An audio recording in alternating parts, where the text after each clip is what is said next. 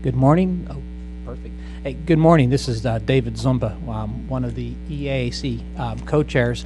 Welcome to, make sure I get these things right, the April 8th, 2011 meeting. I think this is the fourth EAAC meeting of the year. I don't have much to kick it off with today. I think really the agenda probably speaks for itself on the activities we're going to go through, so I was glad to see we have the report of the tour from yesterday. Quickly, just welcome, and I don't know if Richard has a couple of comments. Nope. Okay. Then I think we go ahead and just kind of move this thing right along today, because I think the afternoon sessions will be very active, so we may need a little more time there. So, Cheryl, for David, would you like for me to do the attendance like I did last time? The interpreters say they like it that way. I liked it that way. Yes, yes. The answer is yes. All right. That's what happens when he was in Helsinki yesterday or the day before? Yesterday. So we've been burning up the cyberspace, and luckily Richard was in yesterday. This is Cheryl King with the FCC. Welcome again to everybody. Today is going to be an interesting day. Many of you may have already heard the rumor that our managing director has asked us if we can have an all-hands, if he can have an all-hands FCC meeting this afternoon to discuss the possible furlough for federal employees. And so the breakout session number 3 that was going to stay here in the commission meeting room will move to an interior south conference room. It's one of our large ones, and you'll get to overlook the marina, we'll take it from there. And then we do anticipate being able to come back to the commission room for the plenary session after the breakouts. So around 3:30, we will be able to come back here.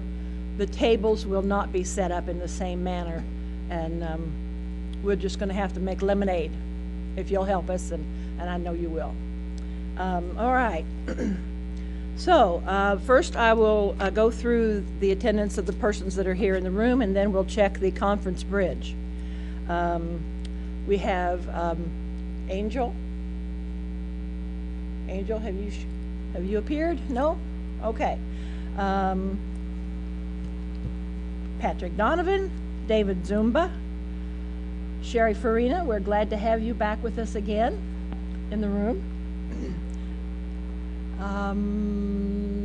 Greg Fields, don't see Greg. Greg is here. Greg is on the bridge, okay. And Nicola just entered, Gunnar Hellström. Thank you. Laurie Flaherty is here. Matthew Gerst is here. Kevin Green is here. Elliot Greenwald is here. Brendan Casper, are you here? No. No, I'm on the phone. You're on the bridge, okay. Marta Kinder is here. Hi, Marta. Cheryl King, Bob Mather, Bruce McFarlane, Paul Michaelis, Mark Fletcher, Jim Nixon. Donna Platt will be here late. She was on a red eye. Richard Ray is here. Henning Solschrini is here. John Snap is here. Al Sunnenstrahl. Karen Strauss will be in and out visiting us today. She also is juggling some matters at the front office level. Mark Stern is here. Greg Vanderheiden is here. Norm Williams is here. And on the conference bridge, Bernard Oboba, are you there? All right. And Angel, you're? Yes. Oh, Bernard is there, good. And Angel Arocho? Jim Coleman? Ronnie Cotton? Brian Daly? Brian Daly's here. Welcome. Greg Fields? On the bridge? Greg Fields is here. Good. We have Matthew Gerst. Let's see, get back into the list here. And that Gunnar, are you on the bridge? Yeah, Gunnar is here. Good.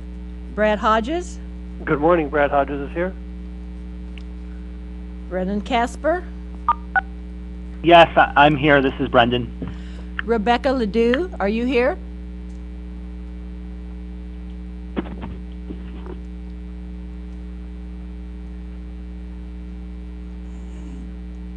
I believe that's an affirmative. Chris Littlewood? Chris is here. Chris is here, thank you.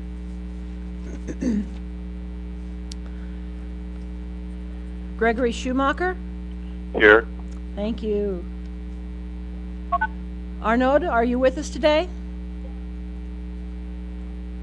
And Joel Zev? Here. All right. Anyone else on the bridge? Ronnie Cotton's here. Ronnie Cotton, good. Don Mitchell's here. Don Mitchell? Susan Sherwood. Repeat the last name? Sherwood. Oh, Susan Sherwood, thank you. Laura Ruby, I thought I heard you earlier. Are you there? Yes, I'm here. Great. Anyone else? All right, that seems to be our attendance call. Would you like to call for the minutes to be corrected or approved?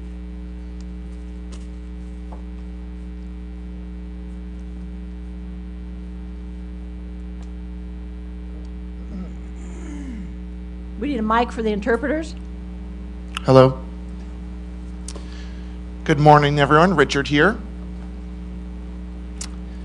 If we can review the minutes, are there any corrections on the minutes? Anyone?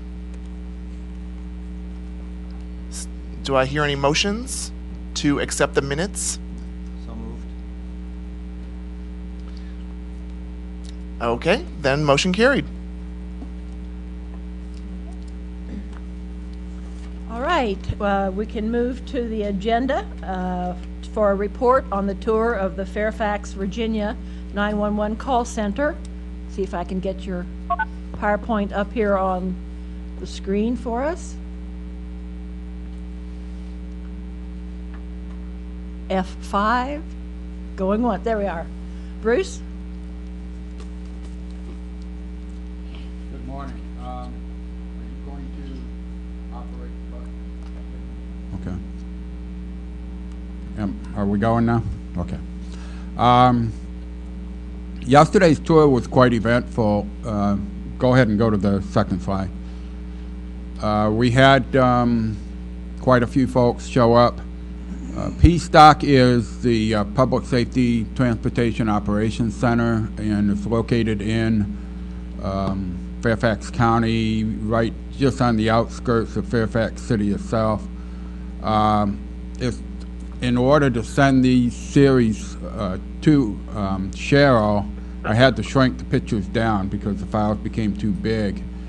But one of the things that I'm sure the members remembered or were told that the thing was the fact that the facility is a low-rise facility, but it's built to U.S. Embassy standards for construction.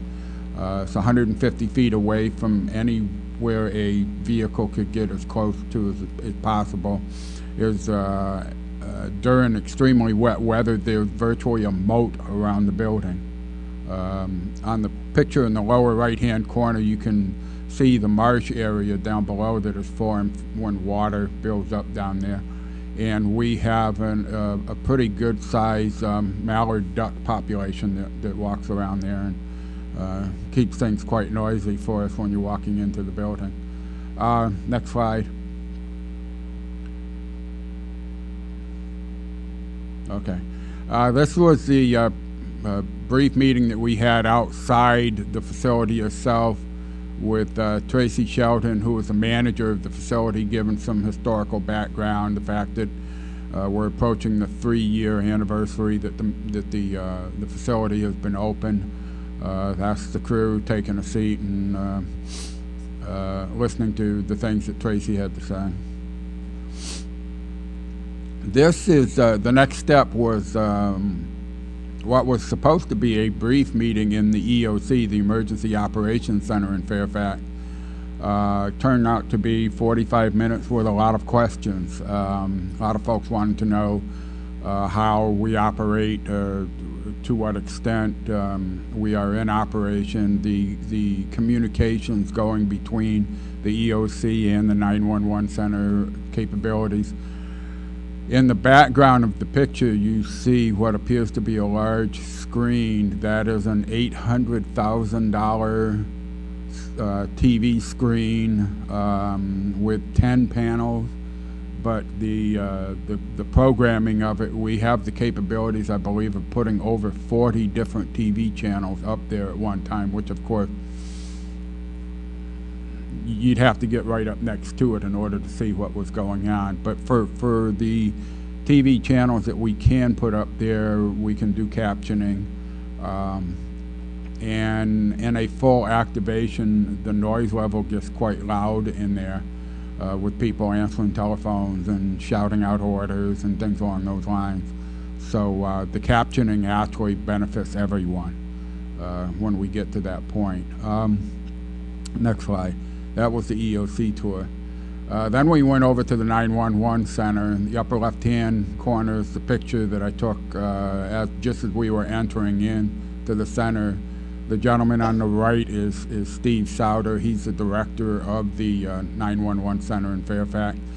He was also the director of the 911 center in Montgomery County during the sniper shootings.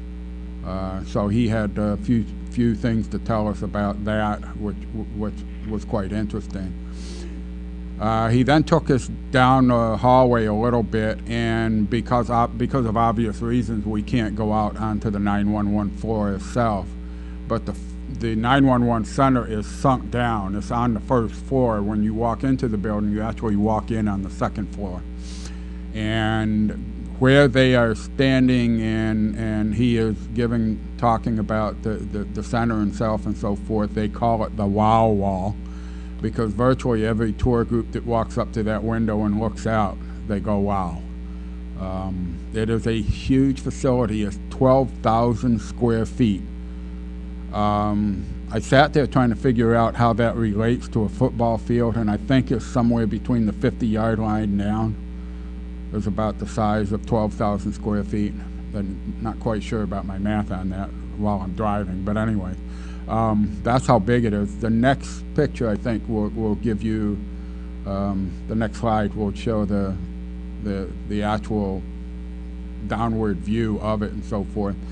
There are 4 different units in this area. You've got the emergency medical team, the fire department, the police department, and right underneath where we were standing at that point is VDOT, and VDOT has the exact same $800,000 panel up there that the Emergency Operations Center has. And I think he said that they can control over 140 different cameras locations. So if there's an accident on any of the major highways and so forth, they can literally transfer the camera picture of that accident or whatever the scene is. They can literally transfer that camera to the call taker's console, so that they can get the up-close look as to what's going on, and then the dispatcher can relay that information to the police or the fire before they actually get there, including any information that's coming in on the phone call and so forth. He talked a little bit about TTYUs. He says that they have numbers, and I think, Henning, he's going to get back with you on that. You gave him your business card, right? So he's going to get you some numbers on that. But he says the TTYUs has dropped way off. Every year they are rapidly increasing the volume of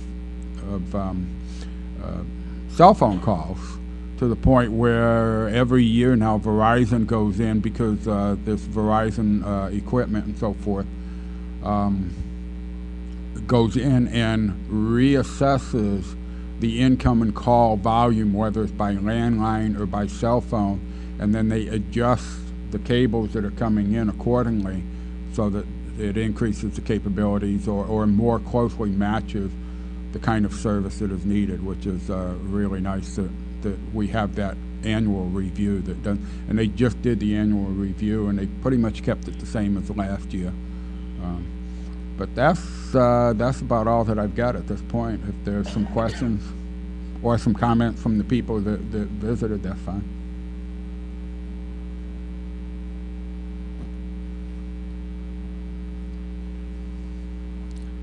I thought the tour was very nice. To the PSAP, I really enjoyed it, and learning a lot about the other side of things and seeing it from the operational standpoint. So it was really nice to have that tour. So thank you for that opportunity.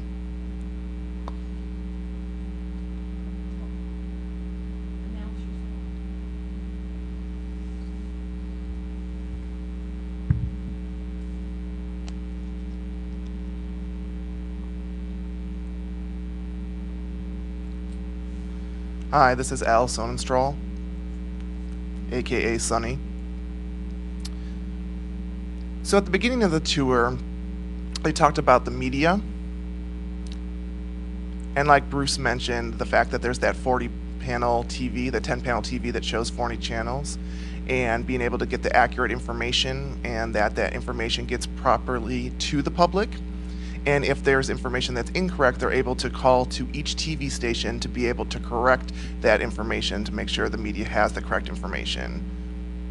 And then also about closed captioning, I was wondering, are they checking the accuracy of that as well? Because I know some of us were asking about that. Because if there's one TV channel that doesn't show captioning, are they able to call and investigate that? And I know that they said that actually is not something that falls under their jurisdiction to be able to determine the quality of the captioning that's provided. So that may be an issue where the FCC or the DOJ could take a look at. So I think that might be helpful. This is Sherry. Yes, I agree with you, Sonny. I think that's really important. Because I know in Northern California, when we have flooding and situations that occur, information on captioning is often garbled or missing, and then deaf people don't get the information. And so I think it's really important that one of the government agencies takes the lead on that.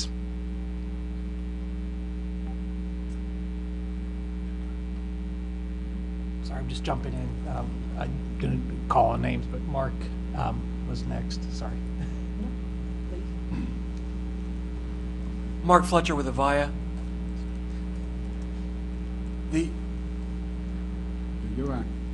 Mark Fletcher with Avaya.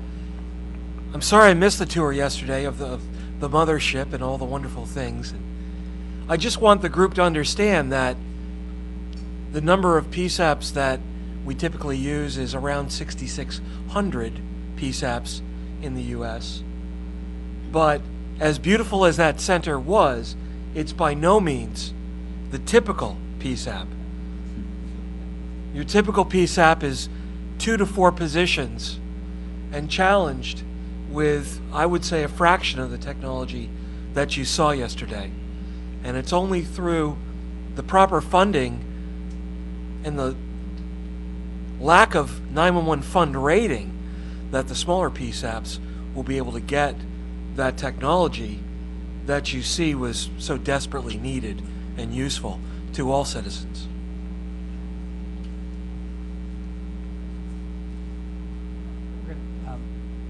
Mark, and then Joel has his hand up on time. Hi, this is Mark Stern here, and I had 2 comments. Back to Sherry. Most local TV news, they tend to use electronic news for their medium, and so it's done ahead of time, and so they don't do good with ad lib information, and so that's why you often see captioning missing. And the second point I wanted to make in regards to Mark from Avaya's comment about the fact that the Fairfax EOC Center was very sophisticated, and that's not common. My experience from a relay provider and working with PSAPs and doing testing of different relay situations I found that there's a struggle with being able to schedule tests with specific PSAPs because they're often saying that they're understaffed because there's somebody off and they just don't have enough people to be able to perform that testing. And so it's difficult to find a good PSAP with good staffing where you're able to conduct this testing that wouldn't interfere with the regular operations of the center. Joel? I could barely. This is Joel Zev. I've also visited several centers, and I have a couple questions about this center. I apologize for not being able to get there. It's a fascinating program. When a person gets an incoming call, is there accompanied by a burst of data giving the location and their phone number and any information about them? Is it a CAD system?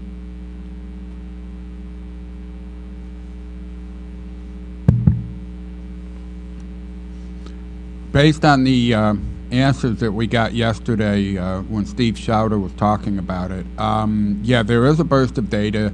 He went to great lengths to explain that for cell phone calls, they have the capability of doing an electronic search, I guess is the best way I can describe it, where they can get the latitude, longitude from the tower as to the nearest coordination point, along with the signal from the cell phone itself. But quite often they have found that the signal is not coming from where the latitude longitude is. He gave an example of they were doing some testing at MPSTOC Fairfax, and he walked out into the front of the building and called 911 from his cell phone, and the mapping when they hit it inside the center itself showed him to be across the street on the other side of Costco. Right.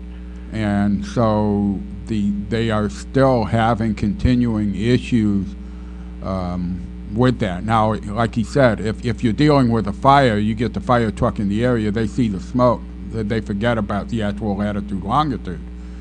But if you're dealing with a heart attack or someone of that nature, then those 2 or 3 minutes driving around the Costco parking lot when he's actually across the street at another building could be a life-threatening issue. So that's something that they're still working with. Yeah, that's a major, Joel Zev again, that's a major point. Yes. Because I think over 50% of the calls now coming in are cell. And I know that if someone has a heart attack or is a deaf-blind person, what's the rule there, though? If a phone comes in, they answer the phone, but there's no one on the line. Do they send a car response or not? In other words, if someone's able to knock the phone off the hook and dial 911 but can't talk for whatever reason, is there a car response sent out? I don't know the actual protocol involved, but I would hope that any call that comes in, if there's no answer, I think their first step is to check the TTY to make sure it's not coming in via that system. And if that becomes negative, then yeah, they will send it out to the data that has come in on the call taker's screen. It becomes a guess at that point, especially if it's a cell phone call. But well, I'd like to suggest that this question be added to our agenda for the next step for 911, the ability to more closely identify a location. Most cell phones now have GPS capability, and the interface of that is incredibly important. I know that in my local community, Nassau County in New York, they do send a car for any call coming that's just not completed, just to follow up, which I think is wonderful unless there's a major emergency in our vehicles. Thank you. Sherry, and then Mark, Fletcher, and then Henning. It's okay. Bruce, thank you. I think this is interesting information about the mapping and how that works with the location, because that's not what they show on CSI.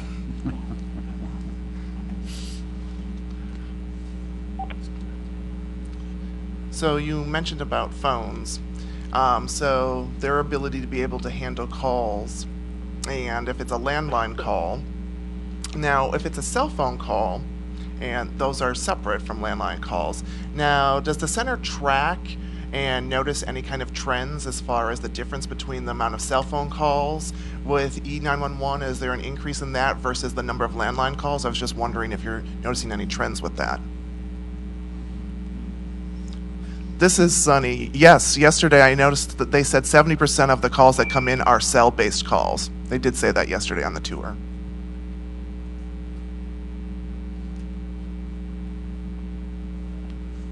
Mark Fletcher, and then Henning. And then we'll go to the next item. Oh, we got somebody. I had Bob, Matt, and Brian, and then that was it. Mark Fletcher with a VIA. So Sherry, the reason you see that on CSI is they have a better budget than 911. But one thing that is also prevalent with cellular traffic, the coordinates that come in are longitude and latitude, or X and Y. And a critical piece of information that is missing is what we call the Z, or altitude. And that's very, very significant to someone who does not know where they are in a tall high-rise building or any multi-floor building. The address is still correct, but the altitude is very significant to where they are.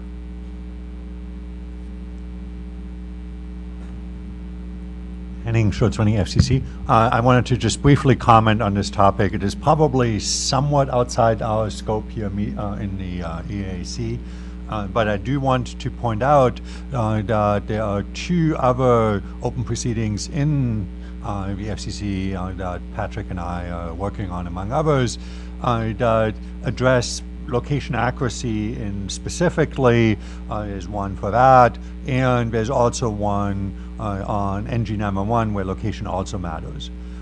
And it is recognized that while there are requirements, legal requirements for mobile carriers to provide location that is accurate, those location accuracy requirements for what is called handset for network-based solutions is relatively close because of limitations of the technology. It's several hundred feet, to be not too precise about it, and which can easily place you several streets away, and in a large city could easily be several blocks of high-rise apartments with several thousand people living in that area. So we are concerned with, and we're continuing to solicit input on how to improve location accuracy. One issue that arises and that has been addressed in some of the comments that were submitted to that was how you test both technology in general and on an ongoing basis the accuracy. Currently, one of the problems, and I raised that issue yesterday during the visit, is that we don't have at BFCC a good, or to be quite honest, any notion as to the practical accuracy that is available. We have requirements that that are obligating the carriers, but they do not have to report to us the actual accuracy in that. And so we are hoping that with the cooperation of PSAPs, particularly ones which are better equipped, such as Fairfax County, we will at least be able to get a better sense as to the real-world accuracy and availability. One of the issues that we have run into is that not just location is not is inaccurate by some amount, but that some calls that should be providing location do not, which is an even larger problem for people who are unable to provide their location information orally or by TTY. So I would encourage people here who have influence over PSAPs. We are always eager to hear from PSAPs. Data is very welcome at BFCC. We don't have the resources to gather that data in many cases ourselves, but we value data that is contributed through the normal filing processes.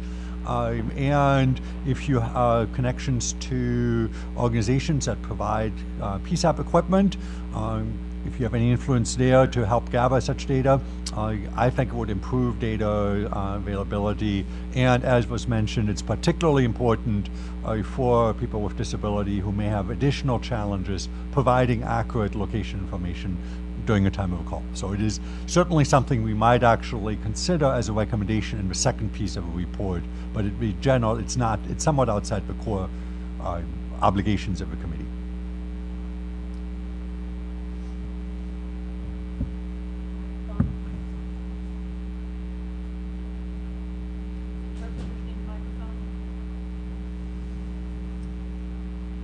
It's not on. Oh, it is now. Hi. I'm so sorry I didn't get to go yesterday, but I'm going to call you too and come out for a visit to check out your center. As you know, many of the PSAPs are connected with what we call voiced or a telephone internet connection. So the PSAP has to transfer the information to the IP intranet. And then the center has already upgraded their equipment to replace that with the IP-based equipment. When your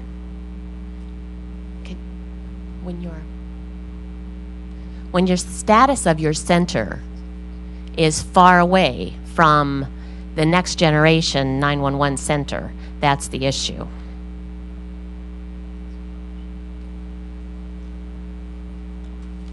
This is David.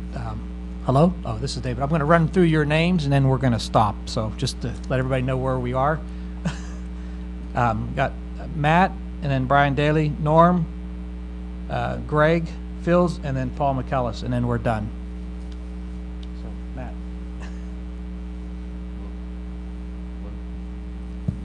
Matt Gerst with CTIA. I just want to commend Bruce and Steve and everybody at the Fairfax County PSAP. It was a really great tour. A very, very impressive facility. And I think it really highlights the complexity of the issue we're dealing with here.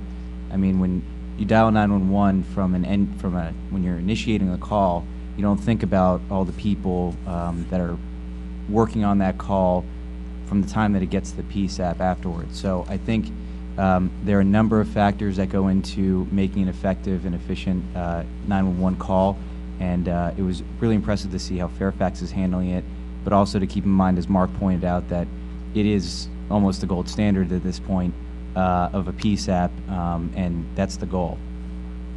So, thank you. Brian Daly. Yeah, thank you. I'll be brief, and I think it's really just to echo what Henning had mentioned with regard to the scope and including location accuracy. Just wanted to add to that the FCC CISRIC recently spent probably 8 months to a year on developing a report on location accuracy that covers many of the issues, including Z-height that was mentioned earlier. With Henning's comments, I think I'll restrict it to that. Thank you.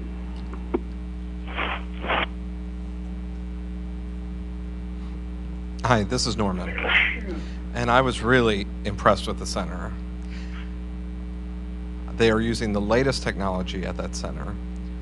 We did have some discussion with the director about text and voice calls, and they believe that voice should be all the time and that text was not recommended because of situations, for example, where violence occurs. They can't tell what's happening via text. But with voice, you can use that in court later. You can hear background noises. The judge can then listen to the severity of the case. But with text, you don't have that information. I understand that that's applicable to the general public, but not to deaf people. If we started requiring cell phones to be included in this technology for text for 911, we could also have the technology where the voice would automatically come in as this, anytime a text to 911 happened, voice would be turned on. And the director said we need to study that more to see if that parallel requirement was something that could happen. There was another thing that was mentioned about installing video phones in the center. At NVRC, they provided the equipment, or they were working with NVRC to provide that equipment. So I thought that that was an interesting point as well.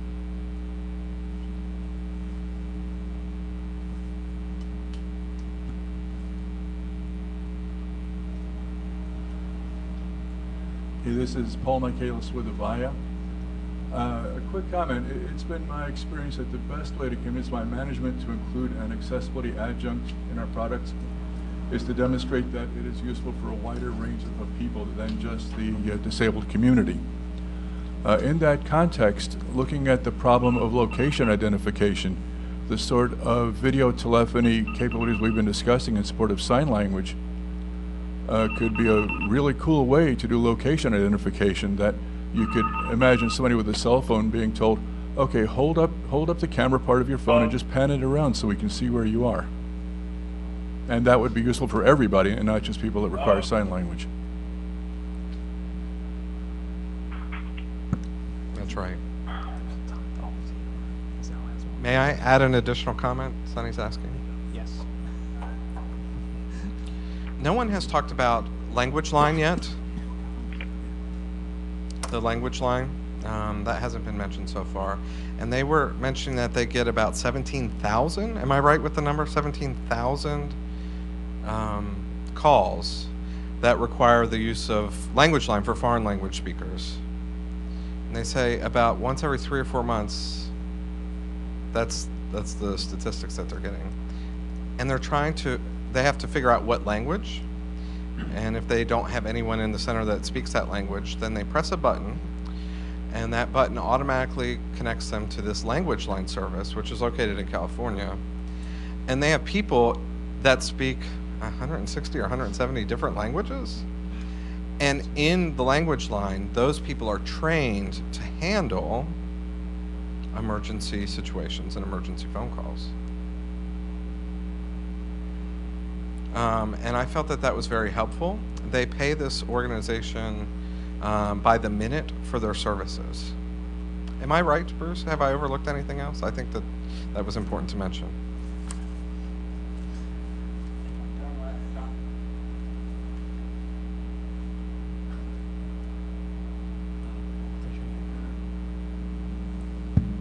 One last comment before we've already gone way over time on this, but I think Mark brings up a valid point, and this came out in the tour yesterday with regards to the costs that are involved. The actual facility for Fairfax PSTOC cost $157 million with an M. The expected life of the technology in there in 2009 is expected to be 5 years. Now, what's it going to? One of the things that I need to remind the committee when we're talking about what do we project for the future, what kind of system requirements are we going to put into play? A facility like Fairfax that has tremendous capabilities and so forth. We were told yesterday that Fairfax was number 10 in the nation, which means there are 9 other facilities that are larger than what we just saw, that handle more calls than what Fairfax handled. You're looking at an incredible cost to switch over to different kinds of technology, and I'm not saying that they won't do it. They will. They'll find a way. They have to find a way. But the other thing we need to consider is not only the cost, but the transition time. We have to allow these 1 or 2 units in the 6,600 other that are around the country. It's going to cost them significantly more as a portion of their budget than it would for a large facility like New York City, Miami, or in this case, Fairfax County. But that transition time, we need to make sure that we allow enough time for the budgets to work their way through in order to get that kind of equipment. Okay, thank you. We're going to have to move I on just with want to the add amount a of time. quick brief comment to what Bruce was saying, if that's possible.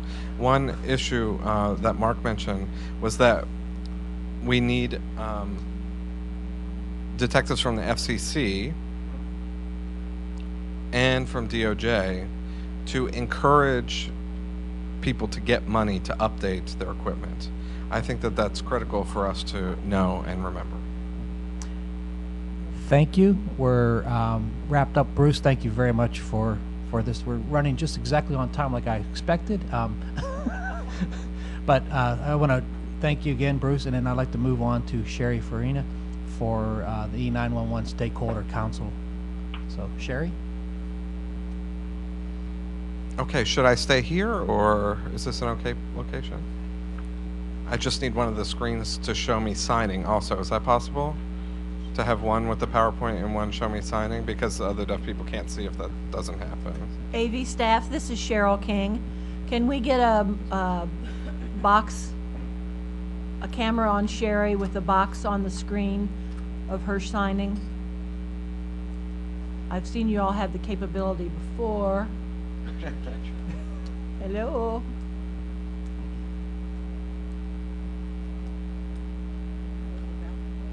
Should we have a bathroom break or something while we wait to set that up?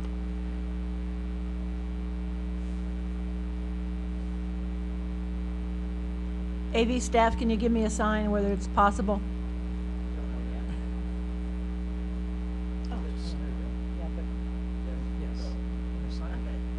Okay, great, perfect. Thank you very much.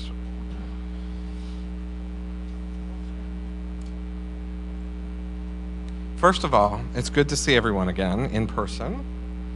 The last few months I've been joining via the telephone, so it's nice to actually see everyone in person. Hello. Also, I wanted to take a brief moment to express my appreciation to Henning, to Cheryl King, and to Richard Ray for all of their support and all of the work that we've done together working on the FCC survey and having that distributed. And also doing the video and the translation and all of the hard work we put into the survey. It was a lot of fun, and I really would like to express my appreciation to the three of you. So thank you for your support. I believe that the reason we've come here for this presentation today is to help to explain the reason why we're here as a committee. Of course, we were mandated under the 21st Century Act, but prior to the passage of the 21st Century Act, there were a lot of events that led up to the point where this mandate came into place. If we could look at the slides, that'd be helpful. Thank you. Okay. So I thought I'd give a little history and start with the beginning. I'm not sure how many of you are aware of this, but when 911 was first implemented in 1985, access for people who were deaf and hard of hearing was not included. We did not have access to the 911 system at all. Until the ADA was passed in 1990, then things started to change, and that then mandated that PSAPs have direct access to the use of TTYs and voice carryover and caption telephones. So from that time period up to 1993, a lot of my work, where I worked in the Greater Los Angeles Agency on Deafness, or GLAD, we would go to police stations, to police academies, to different places to educate these emergency responders about the use of TTYs in 911. The PSAPs have high turnover rates, so we would go several times a year to educate new staff. And I was working in Los Angeles at that time. During the time frame of 1990 to 1993, there were many injuries that occurred that resulted sometimes in death due to failures in the 911 response systems to TTY telephone calls. There were complaints filed in California, in areas where I am from. There were complaints filed in San Francisco, in the Bay Area. There was a second complaint filed in San Diego. A third complaint was filed in Sacramento. No, I'm sorry, in Los Angeles. That was the third complaint. And actually, that complaint was filed by me. I filed that complaint personally because I had a situation where my 3-year-old son, his name is Ryan, and he fell over and hit his head and seriously injured his head. And he was bleeding from his head profusely. So I grabbed a shirt to try and stop the bleeding, placed it over his head, and then ran over, grabbed my TTY, and dialed 911. I could see on the TTY that they had answered, but there was no response. So I kept hitting the space bar, which is what you did then, and there was nothing that happened. They hung up on me. So, mind you, at the same time, I'm dealing with my son who's bleeding and calling back a second time, and it happened again. I was hung up on again. So, going back and forth between my son and the phone a third time, and they hung up on me. And as a mom, you're in a panic, you're nervous, you're upset, you're wondering what in the world is going on. I need to get this taken care of. And of course, this is something that I've been working on. I was going out training and teaching people about 911 service. Now, I lived in a townhome at that time. And so I told my son to hold the rag on his head. And I ran around to my neighbors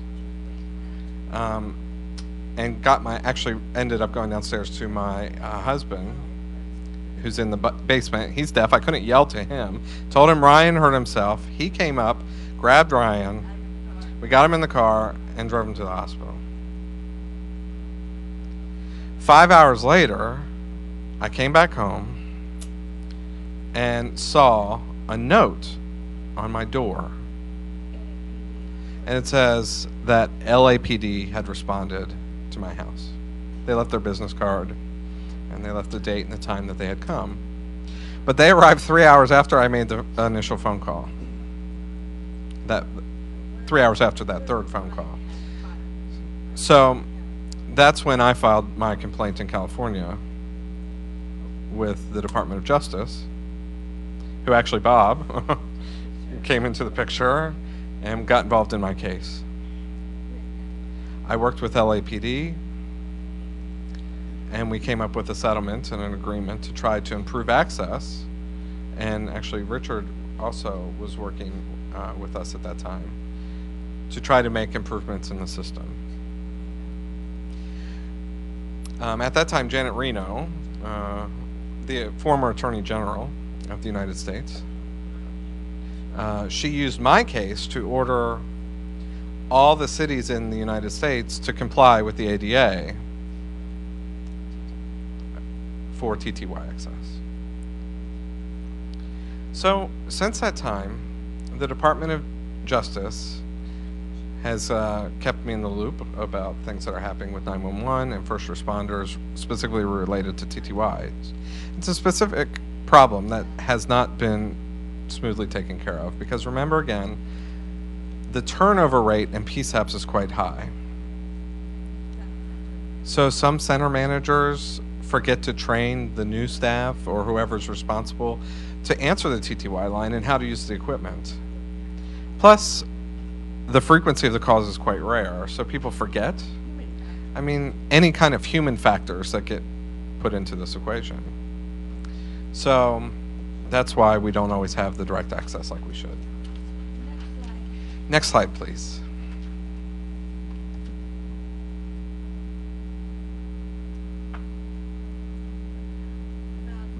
Okay, so now fast forward to 2005.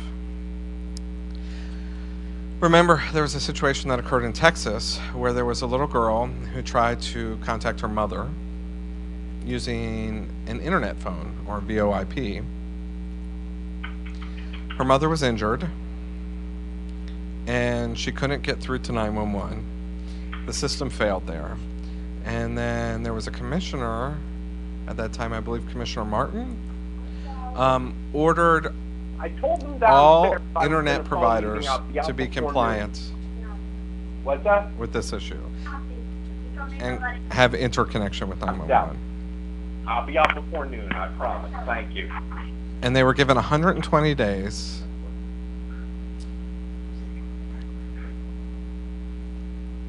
Is there some sort of noise on the phone? Maybe somebody needs to mute that. This is Cheryl King. Can the parties on the conference bridge mute your phones, please? We're getting feedback and hearing your room noises. Thank you. And this is Sherry. Could I be on one of the screens, please, so everyone can see me? But can we have one with me and one others. with the PowerPoint? Yeah. Like we had that was just happening before. One possible? screen for the signing, for Sherry signing, and the other screens for the PowerPoint. Thank you. Okay, yay, perfect. If we could just keep it that way for the rest of the presentation, that might be easy. Again, I'd like to emphasize that these mandates came down and they were given 120 days to become compliant with 911 or to have interconnectivity with the 911 system. In the order, deaf and hard of hearing people were not included with telecommunication needs, once again. So I started freaking out. What about us? We're being left out again. So it took 120 days to find a way for the internet providers to be interconnected with 911. They had to change their clauses in the about use of landlines and so forth, but for us, it took 7 years. Next slide, please. From December of 2001, roughly, don't quote me on that, but to 2008, internet-based telecommunication providers like IP Relay and VRS, these are services for deaf people, were continually given waivers and extensions on becoming compliant. The FCC did give notice and ask questions, and I watched the providers, and honestly, no one had a solution. And that made me more nervous.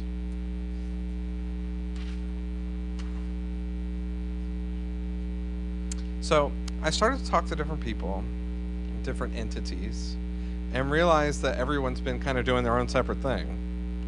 At that point, I did a national call to action and asked for consumer organizations and industry, researchers, engineers, attorneys, members of the FCC and Department of Justice, and even Department of Homeland Security got involved. We came to the table to have a stakeholders meeting, and we established a council. And the goal of the Stakeholders Council primarily was for us to be proactive, so to speak, and implement solutions, well, first find solutions and then implement them, to establish E911 for IP Relay and VRS providers by January of 2008. We weren't going to accept any more extensions, no more waivers. We also asked the FCC to establish a summit so that we could officially recognize the problem.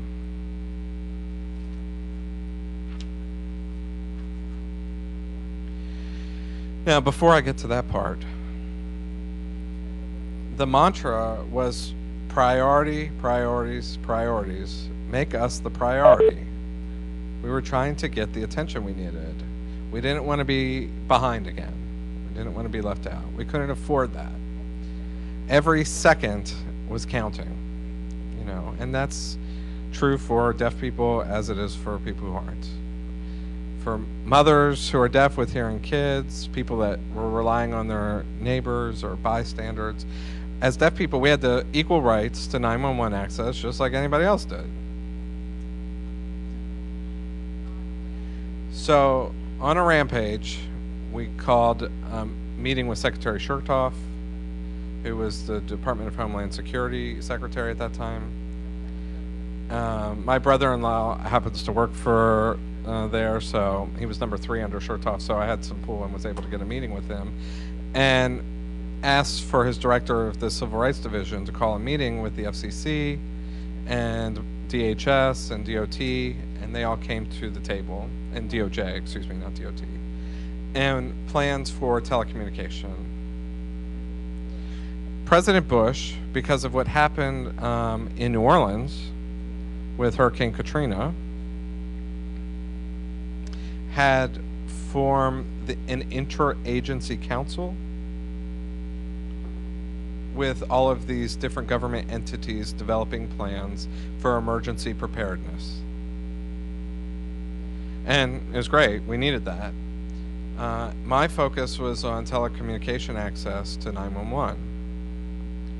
And that's specifically what I wanted to help with. So basically, from those meetings onward, we had the FCC's commitment and the DOJ's commitment to work with consumers to get a solution implemented to make sure that there were no further extensions and waivers given.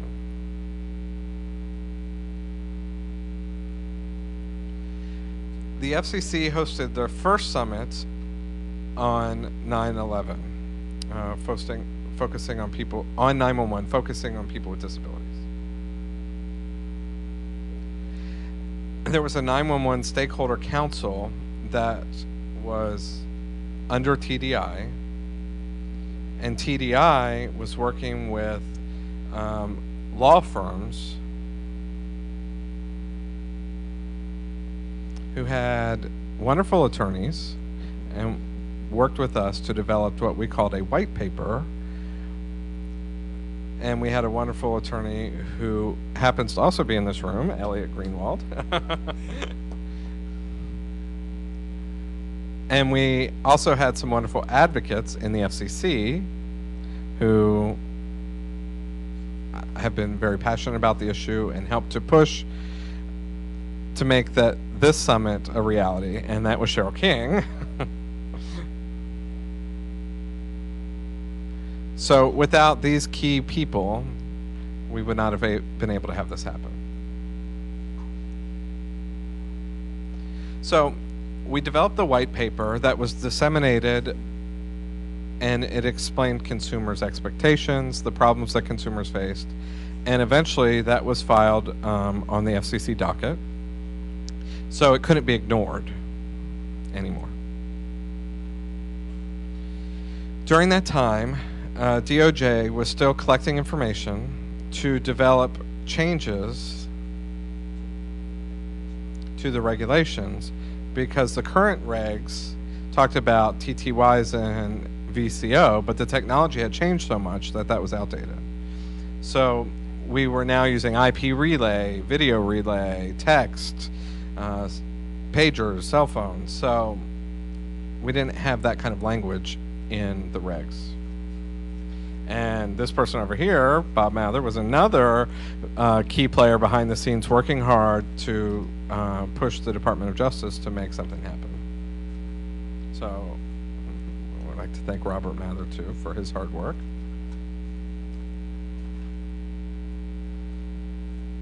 So the expectations of deaf, hard of hearing, and speech impaired, oh, and of course, Elliot and other people here, feel free to jump in to help me out, but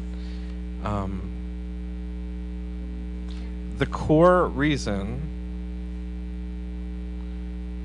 for what was explained to the FCC about access to 911 for consumers, it must become reality for indirect and direct phone calls. And we went to make sure that there was an emphasis on the and, not either or. We wanted to use the word "and" there to include both. And we wanted to make sure that people could make calls through relay, but also that people should be able to make calls directly. And don't advocate text over voice or voice over text, or text over video, to treat them all equally. This is Cheryl King. We're going to have to interrupt for just a minute. Karen Strauss has some announcements for us, and then she has to leave. Karen? Thank you.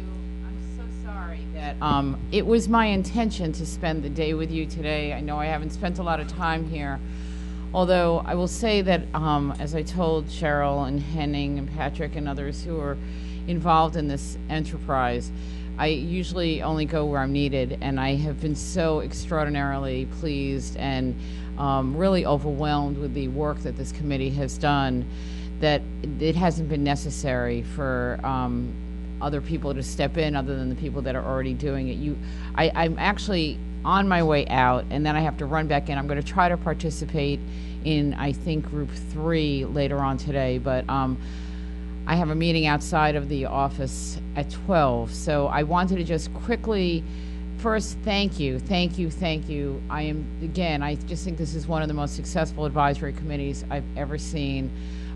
Both the leadership from the commission, the leadership from the committee, your co-chairs and the members have just done a spectacular job. We just cannot be happier, so thank you. Hands waving in the air. Having said how wonderful your work is, I have to tell you to stop working at midnight tonight if there is a shutdown. We have been told that advisory committees are not permitted to continue working. You're not even permitted to confer informally with one another because technically we are supposed to be overseeing the work that you're doing. And so unfortunately, while we had made an effort to get things in place for all of you to continue on your own, we're told now that you actually have to stop. And I believe there's some formal guidance will be coming down to us, hopefully, which we can send out by email before the close of the day. So I wanted to alert you as you proceed through the rest of your meeting today to be aware that, that this is the plan. Okay, now I'm going to turn back to the good news again, just to mention really quickly, and again, I have to, it's just bizarre times. I just did want to mention also that for those of you who are unaware, the FCC this week issued 2 more orders on accessibility matters. You may already be aware that one of them is an effort to curb fraud and abuse in the video relay service program. Lots of fraud and abuse have plagued that program in past years, and it's a series of measures that we require the industry to implement and we require us to oversee to make sure that that fraud is curbed and eliminated.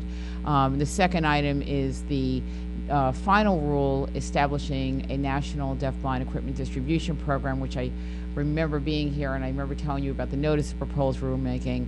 It gives us great pleasure to announce that we've established this program. We are going to now be receiving applications from local programs who want to participate.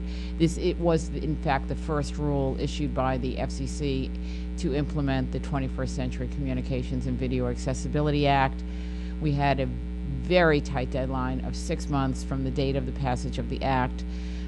We beat that deadline by 2 days. I'm just ecstatic that we were able to do this. Unfortunately, I don't even have time for questions. It is just a wild time here, but again, know that we're keeping kind of distant oversight over what you're doing and just could not be happier. I will be back later today. I just wanted to make sure that you all got this message early in the day as you proceed, and like I said, I will be back and able to participate a little bit more later. So thank you. One quick question, Norman. Right, I had a quick question. This is Norman talking. With the web survey, is that still on if the government is furloughed, or does that have to stop as well? That's a really good question. Yeah. The web survey runs on its own, so by an outside entity. We're not Okay. doing anything to it. So unless we receive counter guidance by our local authorities, we can assume that it will continue running. What we can't do is I don't think we're allowed to go into the survey and see how it's progressing. That is correct. Okay, thank you.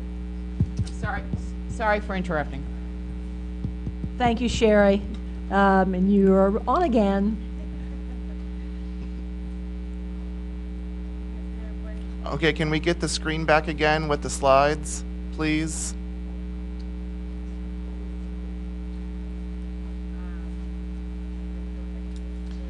Okay, so expectations for deaf, hard of hearing, and speech impaired white paper. I think it's the next slide. Okay, so again, to emphasize the core services and to push for the services to be implemented on or by 2008, and no further extensions would be acceptable.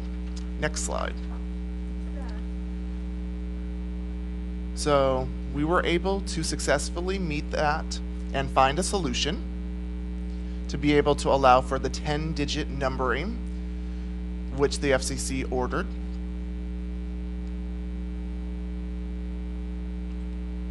So every user was to get a telephone number and to select if they were to use IP relay or their video relay number. And so they had to register with the provider with that phone number so that the location information could be attained. And so that was successful, and we were able to do that. And now, briefly talking about the needs and expectations.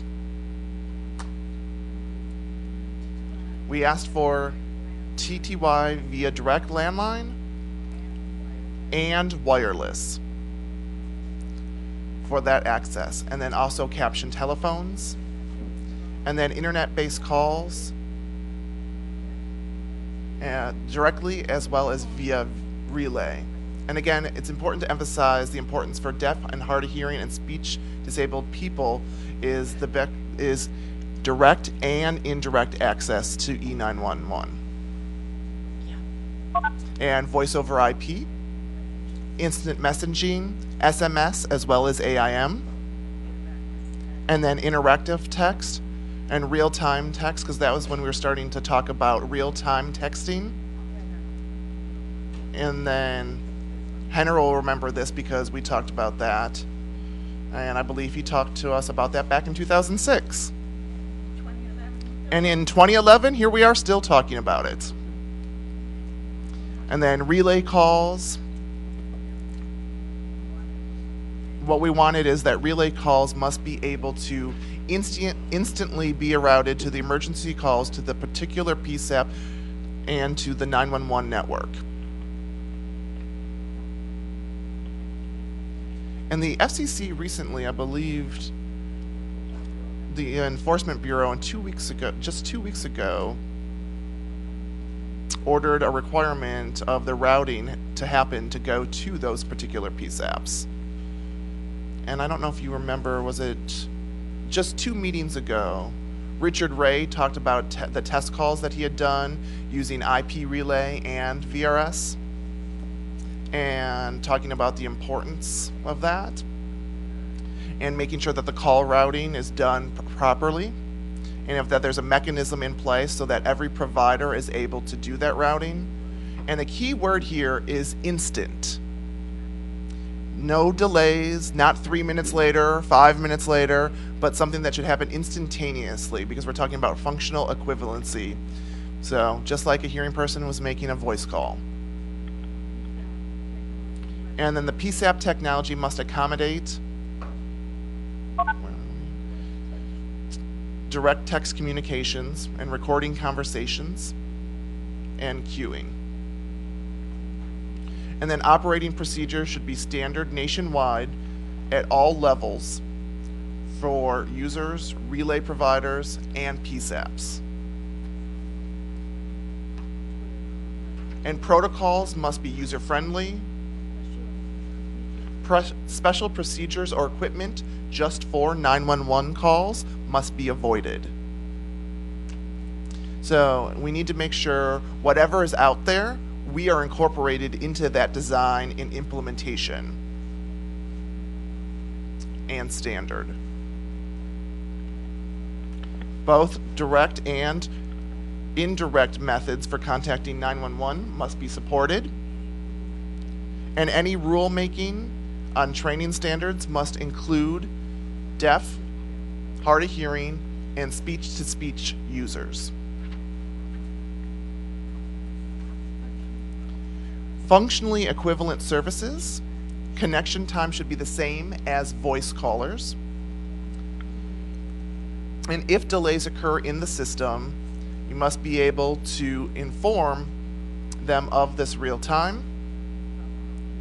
If it's a problem of connecting, the user must know that they have a right to hang up and use another technology or find another way to contact 911. To say nothing is basically bad. And relay centers must develop a method to immediately signal a 911 call.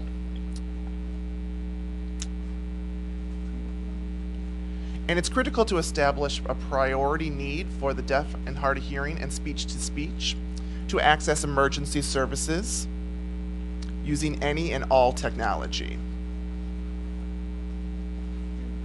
Now, still left to do.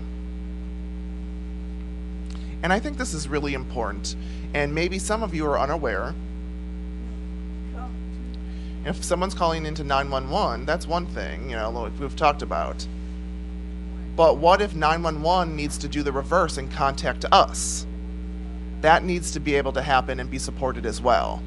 You know, emergency notification, and not everyone is registered, and that's the number one thing for both deaf and hearing populations. Not everyone is registered.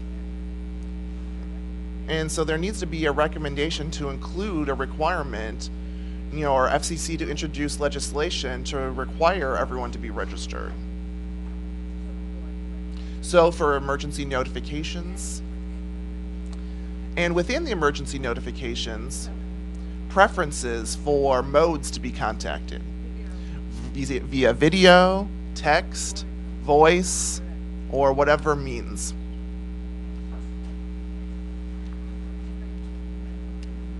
Now I'm trying to run through the rest of this quickly. I'm almost done. And ensure access with newer wireless phones using video, text, voice with speech support, and using apps. We said that back in 2006, and here we are saying the same thing again in 2011. And NINA developed standards that focuses on people with disabilities, and those standards need to be adopted formally by the FCC and by DOJ. And PSAPs, as we already heard this morning, we heard a few of them are moving towards next generation 911. And so us E911 Stakeholders Council remain committed to working with NINA and other organizations to make sure that we have this continued line of communication to make sure that PSAPs have the funding and they're not expected to try to find this in their budgets. And one important thing about next generation 911 is the US DOT. They're actually a part of our council. And previously they worked with us to explore questions in the designing of their proof of concept. And they're wonderful people. There's Jenny Hansen and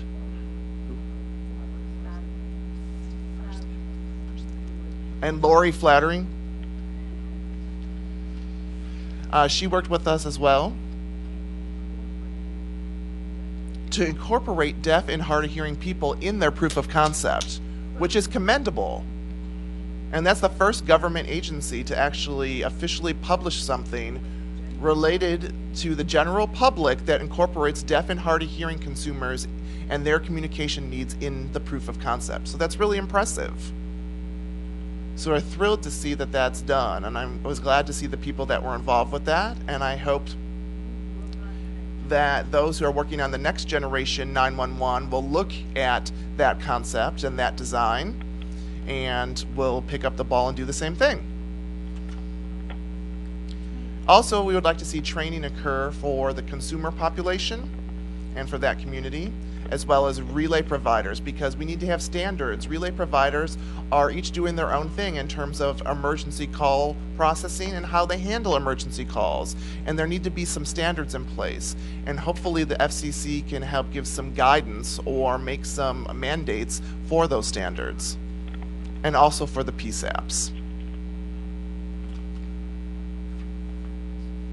Last but not least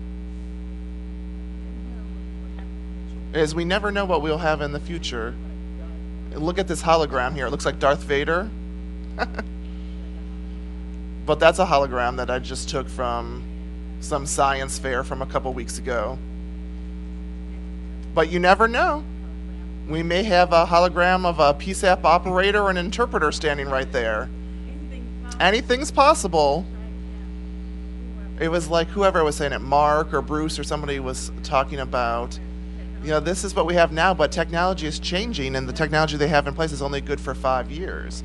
I understand that, but we seem to be 10 years behind whatever kind of technology is occurring or coming out, and what kind of regulations we have in place. So we need to continue to have this happen, because every second counts. And we need to be able to have that equivalent access to 911 services, just like everybody else. So hopefully here at the EAC, we can hopefully continue to support the consumer's expectations as well as consumers' needs and incorporate their needs into the recommendations that go forward from here. And that's it. Thank you.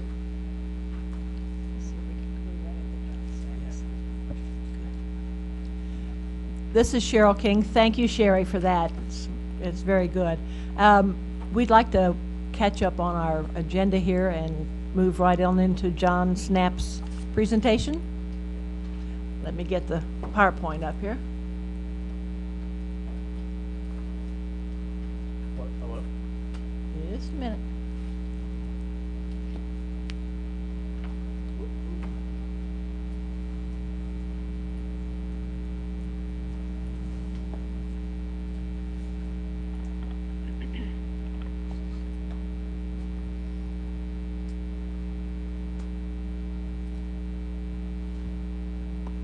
While we're waiting for it, we'll see if Judy is on the line. Am I on here? Okay. Judy, are you on the line? Yes, I am. You're a little quiet there. Can't quite hear you. How about that? Is that better? Okay, that's better, yes. Okay. All right, we're ready for the slideshow. Okay. There we go. This is Sherry. You don't need to show me on the camera anymore. Okay, thank you. I'm I'll done. also have joined with me on the line Judy Flores, who's the administrator, 911 administrator in Black Hawk, Iowa. Go ahead to the next slide. So we're going to give you a little overview of what we've done. In Black Hawk, Iowa, we did the first trial with direct texting from consumers to 911 call center. And Judy was the administrator that worked with us to be the first one to receive these calls. And she's going to give a little overview of how that's worked for her, what kind of calls she's received, and so on. And then I'm going to go through a little bit of how SMS to 911 works, how we're doing it there in Black Hawk, how we've added reliability to it, doing things a little differently than normal consumer SMS to SMS messages.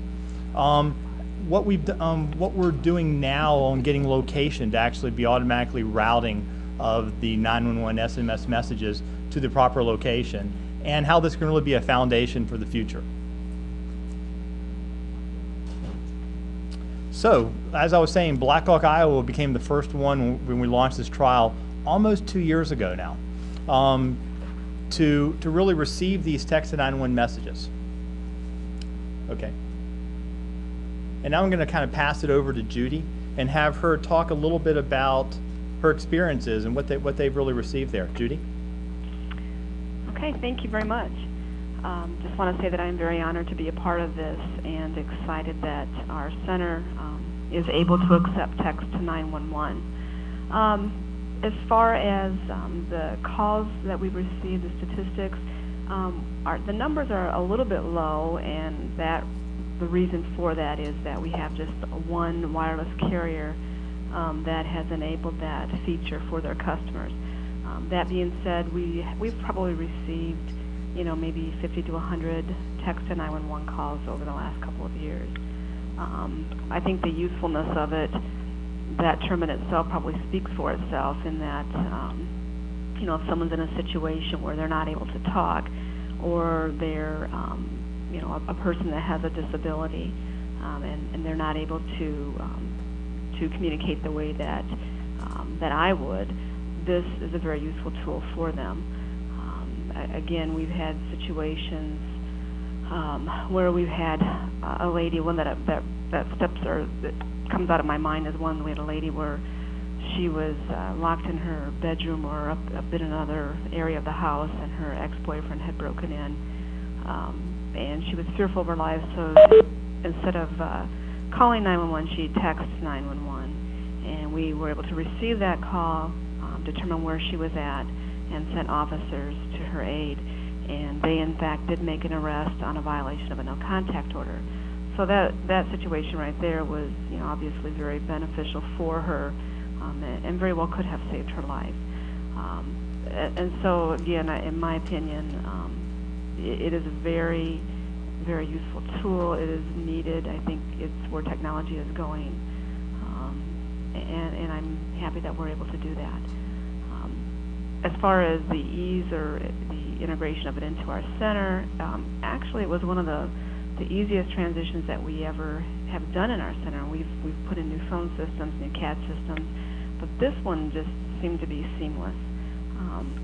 And I think the reason for that was when the solution was designed, it was kind of set up in a manner such as a TDD call, so the dispatchers were very familiar with receiving a TDD call and the screen coming up where they could then type back and forth to whoever was making that call. The SMS button or the calls that we receive is very similar in that we receive the SMS call, they click on the button that is coming in on, or the line that it's coming in on, and it automatically brings up a screen where they can then text back and forth to the person who's calling us. So again, I think that was very key in keeping it similar so that it's not something that the dispatchers have to learn, anew. And it was very easily integrated into our center. We do get some missed texts or fake calls, similar to how we would with an abandoned 911 call or people who are playing on the phone. We get them like any other center does. And we treat them the same as we do any abandoned 911 call. We try to get back in touch with them, determine if it is a true 911 call and if there is, assistance that is needed. We do get the phone number of whoever is texting, and so if, we're not able to get them to communicate with us through a text, we do try calling them, and a lot of times these kids get on the phone and are playing, and we can call them back, and then they realize, oh, wait a minute, I guess I shouldn't have done that, and, so we're able to treat that like we do any other missed dialed 911 call or abandoned 911 call. Currently, as far as locating the caller, it's routed based on the caller's information. So when they text to us, they get an automatic text back to them that says enter your location or where you're calling from, your city, your zip code, whatever, and that's how it routes it to us. If we don't know or they don't know where they're at, we still have the option of texting back to them to hang up and call 911, even though they don't have to talk, but that will help us receive the latitude longitude information currently, and I know that we're working with Intrado, and that will be probably one of the next releases, hopefully, where we'll be able to get the location of where the call is coming from, similar to a phase 2 call. Again, we want to stress that texting is not just for the deaf or hard of hearing, but it can also be beneficial to people with various disabilities. Someone who may have a stroke and not able to talk, or someone who has cerebral palsy, or other disabilities that would affect their ability to speak. And so, while when we released this in 2009, we did press conferences and tried to educate our community that this really is another tool for the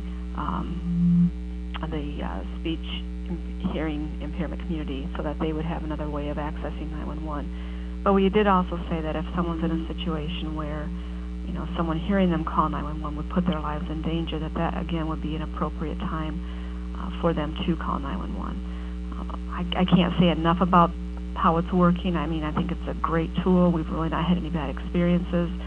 I just think that the generation today is a generation where they would rather text us to call, and I think we've got to keep up with technology. I think this is very important. Again, I think it does open the door for the hearing and speech impaired community, where they now have the same access as I do when I use my cell phone. And I think it's important, very important, to move forward with this. Thank you very much, Judy. So I'm going to go through a little bit now on what we did in Black Hawk and how we made this work. One of the things we really wanted to look at when I put together the system on doing this is make it fit as much as possible into the carrier's existing system, so it didn't require changes. It didn't require changes for the network. We learned a lot of lessons. I was involved, I was in the wireless carriers when we did wireless phase 1 and phase 2, and all of the changes that were required into the network take a lot of time. And so we were looking at how can we do this that requires the minimal changes into the carrier's network, and then allows the call to route into the PSAP side. One of the differences is when we looked at phase 1 and phase 2 on wireless voice calls, all the changes were on the carrier side, and there are really not many changes on the PSAP side. We saw on this time, there really needed to be updated on the PSAP side to be able to receive a text message. It's very hard to send the text over the existing circuits they had today. So if we kind of look through a call flow here, so I'm an engineer, so I'll always get into the technical stuff, so apologize for the people here, but we'll kind of go through a call flow of how this worked. So a user, in this case in Black Hawk, the user texts to the digits 911, not to some other 5-digit short code or a 10-digit phone number, but actually the digits 911. That call, if you look at number 1 there, that message goes to that carrier's home message center. This is a message center dedicated for that phone. The message center receives that message and acknowledges back to the phone that it received the message. At that point, the phone will show message sent. If many of you have seen text messages, you see not sent or so on, that means the phone hasn't received an acknowledgement. Once it receives it at the message center, that message center then immediately forwarded the message over to a node that we built called the ETG, or Emergency Text Gateway. It's really an aggregation point for these 911 text messages. The purpose of this text gateway is very much similar to the purpose of a selective router in a voice world. It allows you to pick the right PSAP to send the call to, and it keeps the conversation up for the duration of the call. Since SMS messages are not a conversation in themselves, they're individual messages, the ETG will bring together these independent messages and create a conversation between the emergency text caller and the individual PSAP operator. So once the conversation is established, every text message from the user will go to that single operator, and every response from that operator will go back to that user, just going from 911. So when this message comes into the ETG, it first looks, do I have a conversation? If I have a conversation, it's going to send it to the call taker that conversation is set up, is established with. If it doesn't, it needs to know where to route the call to, which PSAP to route this text message to. So in Black Hawk, it was the initial phase of what we're doing. We wanted to get this out and really understand the operational impacts of it. So we asked the user where they are. We know the general area of where the user is because we know the MSC, or the mobile switch that the call is off of. And so we know in this case, it's in somewhere in half of Iowa, a very large geographic area, but we know it's somewhere in Iowa. So we ask the user, what is the nearest city or the zip code that you're located in? And the user will reply back, and then we use that to automatically route it to the appropriate PSAP that it will go to. It's useful to have the MSC because in the case of Black Hawk, there's Black Hawk County, Iowa. Well, if they happen to have been in Colorado, there's also Black Hawk, Colorado. So this helps us route it properly to the right area and not have to say which state are you calling from. So it gets us down to a fairly small area. What we're moving to the next phase, and we've already developed this, and we've already been testing this one actually, and we're planning to do several other we're actually in the process of doing several other pilots with other wireless carriers, and we're using automatic location, cell ID location. This is the same location that's used to route calls for wireless phase 1 and phase 2 calls actually to the proper PSAP. And so in this case, we query the networks, whether it's GSM or CDMA. These are standards that have already been in place for many years. The GSM carriers, some of the GSM carriers have deployed this. I worked on deploying some of these back in around 2000 actually, to get cell ID location for idle mode phones. And then the location standards for CDMA have been done, were done after 911 was developed for wireless phase 1, phase 2 to get cell ID location for the idle mode phones. We're using these existing mechanisms to query and get the cell ID location, so we don't have to ask the user what city they are to route to the proper PSAP, and we'll use that to actually route to the proper PSAP. So that shows here in step number 4. So we're going out to this location server, what is the cell or the switch that the phone is currently using, and get a response back from the location server to then send the information to the emergency text gateway and route it off to the PSAP. One interesting thing we found in Black Hawk is there's a real advantage to asking people where they are. As Judy said, she's got some fake calls or false calls. What we have found is though 100% in texting, because we ask people where they are. So the first thing we do is we say, hey, this is an automated response from 911. Please reply back with your nearest city or zip. And that filters out people that misdial or mistext to 911. So the amount of calls that she's getting that are fake, all of the calls that come through there, the people intended to get to 911. And that's been a real advantage to lower the traffic levels to go through. We find that there are because there's billions of text messages being sent a day, that we find that there's quite a few people that pocket dial and text to 911. So this is filtered out. We actually see 15 of the misdialed calls for every one valid call of people trying to get through 911. It becomes very obvious when you look at them when somebody says, what time are you going to be home for dinner? Or can you pick up somebody at school? That these weren't intending to go to 911. So that's been one advantage. And so one of the things we actually look at is we may actually look through the messages and try to help filter out some of the bad ones, where we may prompt people for some additional information if it looks like they're saying, what time are you going to be home for dinner, versus a type of an emergency message to allow the real emergency ones to go through quickly and not load down the PSAP call center. So once we get the location response back in 5, we then set up the call to the PSAP, and it then becomes a conversation. One of the things that was real important in this testing was testing the aspect of sending the SMS through, but it was also seeing the aspect of how this would be handled in a 911 call center. The operational procedures in a PSAP are very important, and breaking those and changing things and making things different from how the rest of their calls come in create large problems. So one of the big things we wanted to do as we designed this is let it fit into the flow that a PSAP normally operates in. So the next slide, please. So here we show a screen of a call handling equipment inside of a PSAP. This is what Black Hawk has today. It's a call handling equipment. And if you look on the bottom left-hand side of the screen, you see 6 buttons here. It says 911, emergency, admin, ring down, extension, and text. And these are the queue buttons that regular calls come in to the PSAP for them to answer. If they're getting a 911 call, the 911 button will light up, the station will ring, and they'll answer the call. If they get other calls or admin line calls or 10-digit calls, or a text call, it'll come in. So what we did with text is we had their own queue button. So when, as Judy was talking about, when the call comes in, the text call comes in, that text button will light up and they know it's a text call from an emergency caller. They hit the button and then the dialogue pops up on the screen. You see this dialogue up on the upper right-hand side. This is a similar place that their TTY calls would come into. So they were very used to how they would handle the calls. It would show the entire dialogue that had occurred, even though there were some automated messages going back and forth. It'd show that entire dialogue, and if they were to transfer this call, that entire dialogue would follow with it for the entire duration of the call. Go ahead to the next slide.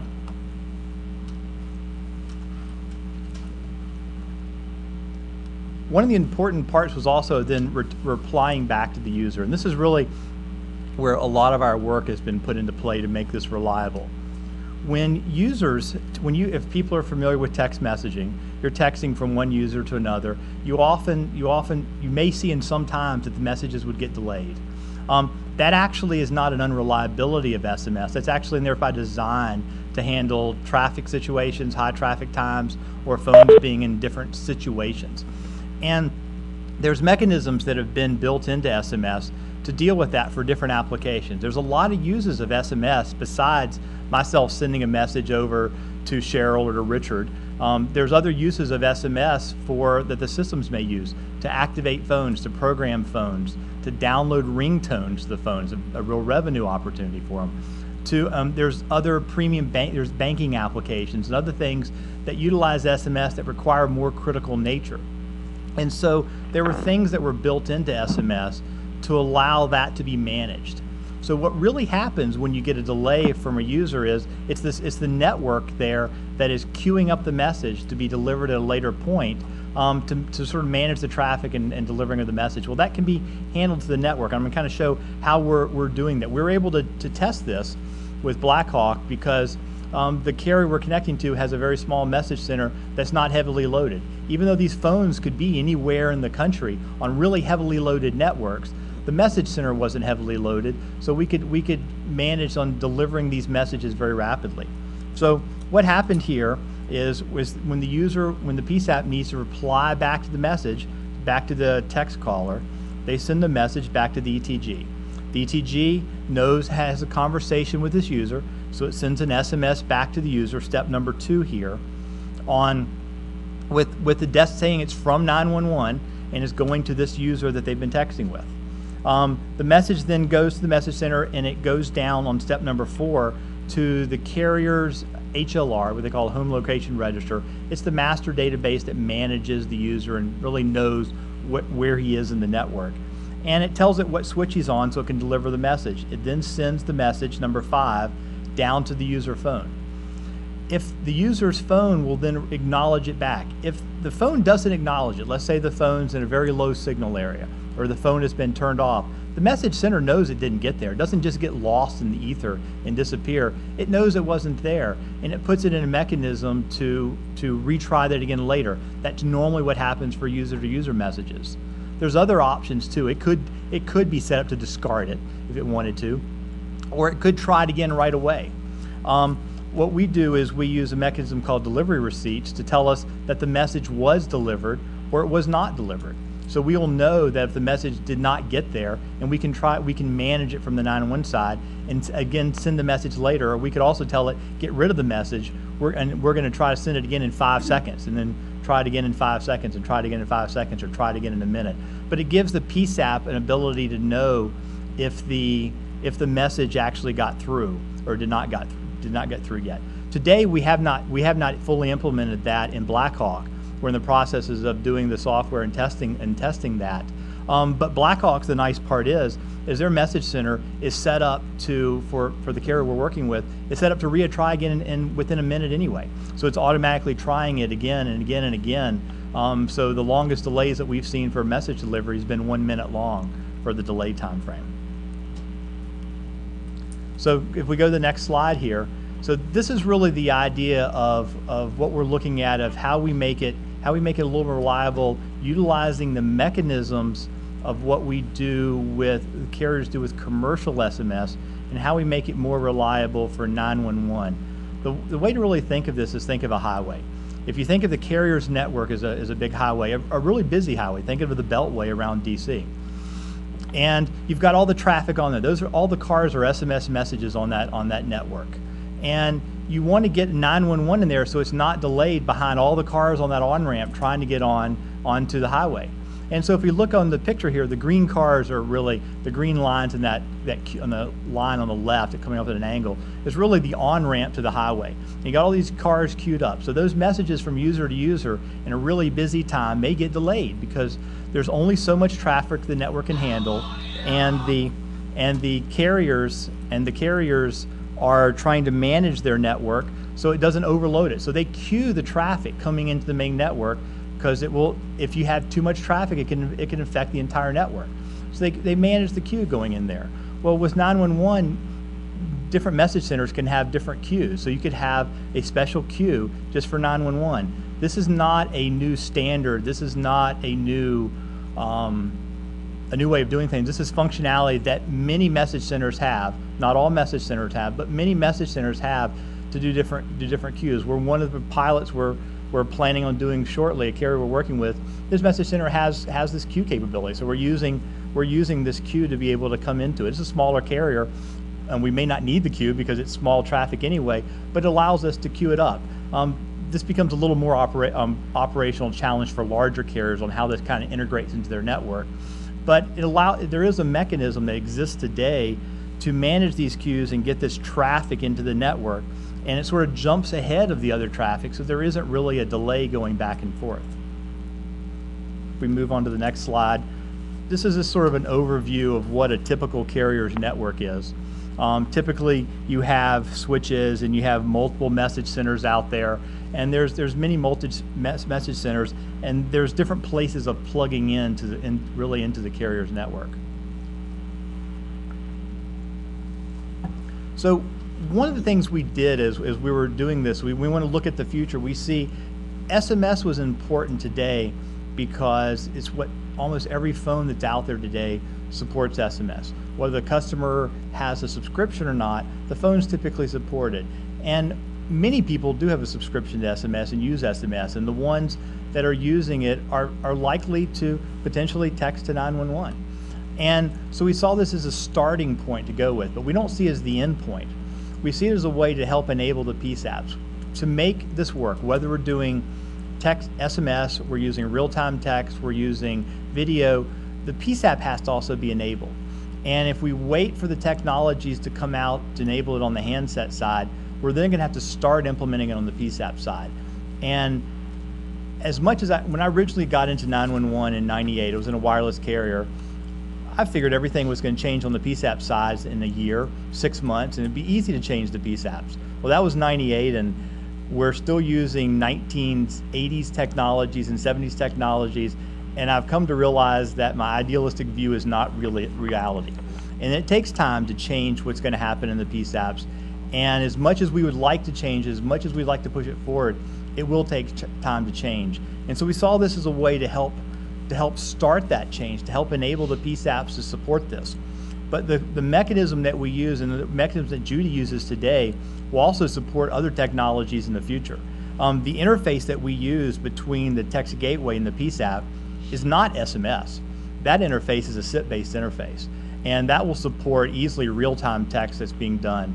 That will support other next generation technologies without the PSAP having to change. We've done several things that we've played when we've changed things around, and that we can pass it through. We've played with a handset application that passes the XY location and is a real-time text model and comes down, and it can go right directly to the PSAP, to the interface that we built today without changing it. And we hadn't actually planned on doing that when we first built it.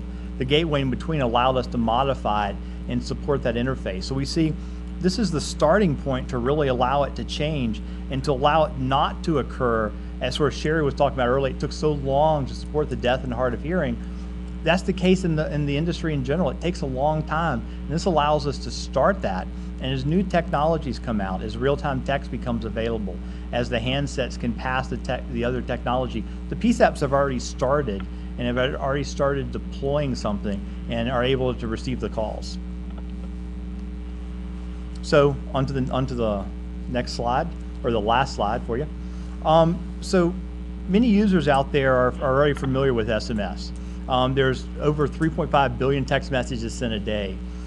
So people know how to use this. They don't necessarily know how to use a new technology that doesn't exist yet, but they're used to using this one. This is one that's already there. A vast majority of the cell phones today support SMS messaging. It's already supported. We don't have to wait for the 18 months or the 2 years or the 3 years for devices to support a new technology. SMS work areas, messaging can work in areas in time where voice networks and data networks may not. This is a real important area. Most of the new technologies we're looking at are on the data networks. Well, as the data networks require a very good signal to work, the voice networks require a very good signal to work. Because of the short data bursts that come across from SMS messaging, it's already been proven that they often work in times when a voice call cannot go through. They can often work in areas where the signal is too low. They can often work very well in areas when the traffic loads are very high. It was during the earthquake in Haiti, one of the cellular carriers down there said, hey, the voice networks are overloaded. If you want to communicate with people down here, use SMS, use text them to get through. Because the network can manage the traffic, queue it up and send it when it goes through. The 911 traffic is always going to be fairly low. And if you consider the billions of SMS messages sent in a day, that the hundreds or thousands of SMS messages that would be sent for 911, if we even compare it to regular 911 calls, is very low and isn't a burden on the SMS network infrastructure. The reliability, as I talked about, and can really be managed through mechanisms that already exist without changing in standards. And the location can be attained through commercial mechanisms. This is cell site location. Getting exact XY location is a real challenge, and that's where the next generation's services on data networks and handset apps makes a lot more sense in my mind. You don't want to have to go back and change the carrier's network support SMS to support XY location, GPS location necessarily for SMS. The mechanism that Judy uses is a very good one. If the situation is that you have to know the exact location of where the user is, and your user is not able to convey that exact location, the user can always say, they've got the phone number, it's routed to the proper center.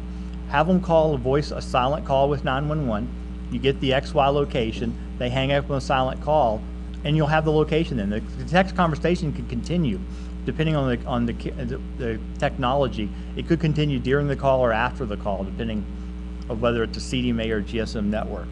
But that's a way to satisfy it in those situations.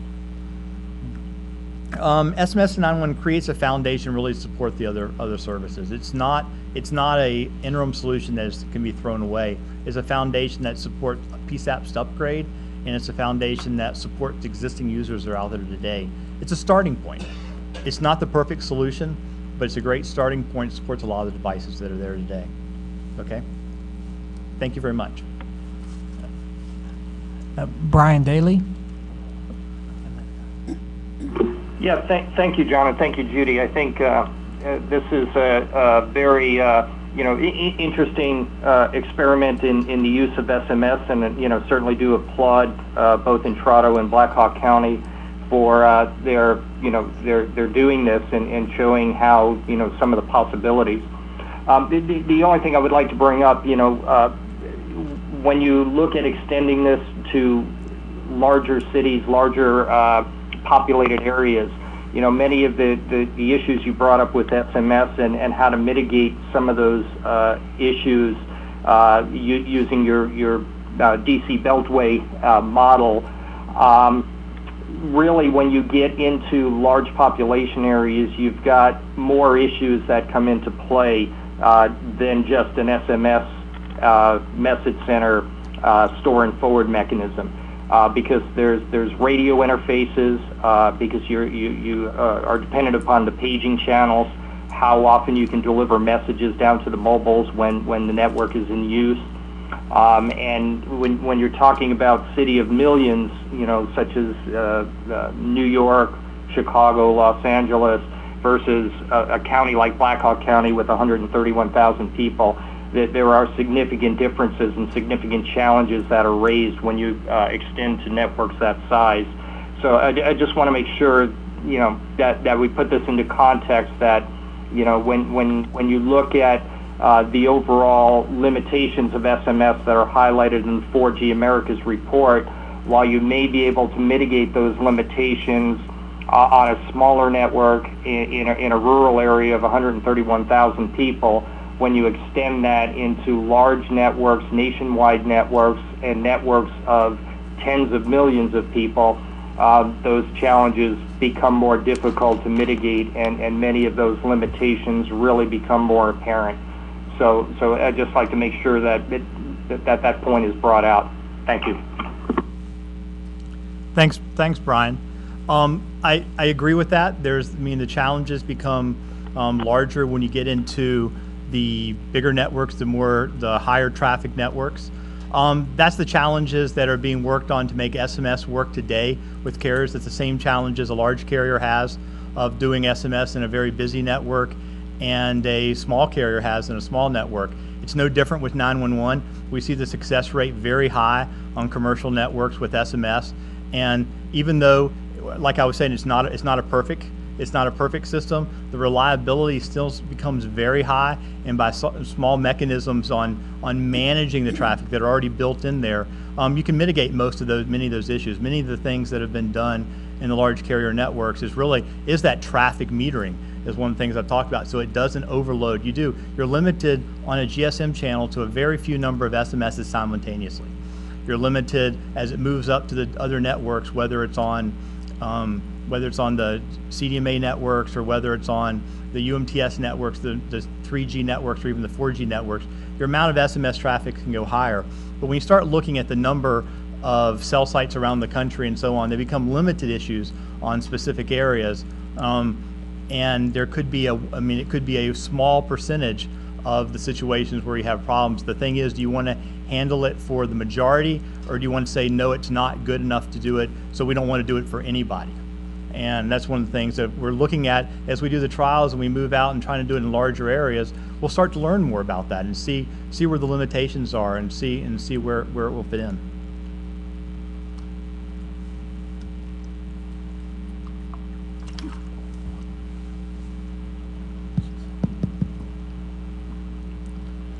I like the idea of text messaging. I think for the long term, I think the technology is going to remain there, and I do have a few comments. If I'm from DC and I'm visiting Blackhawk with my device and I'm roaming to that carrier's location, I see two problems.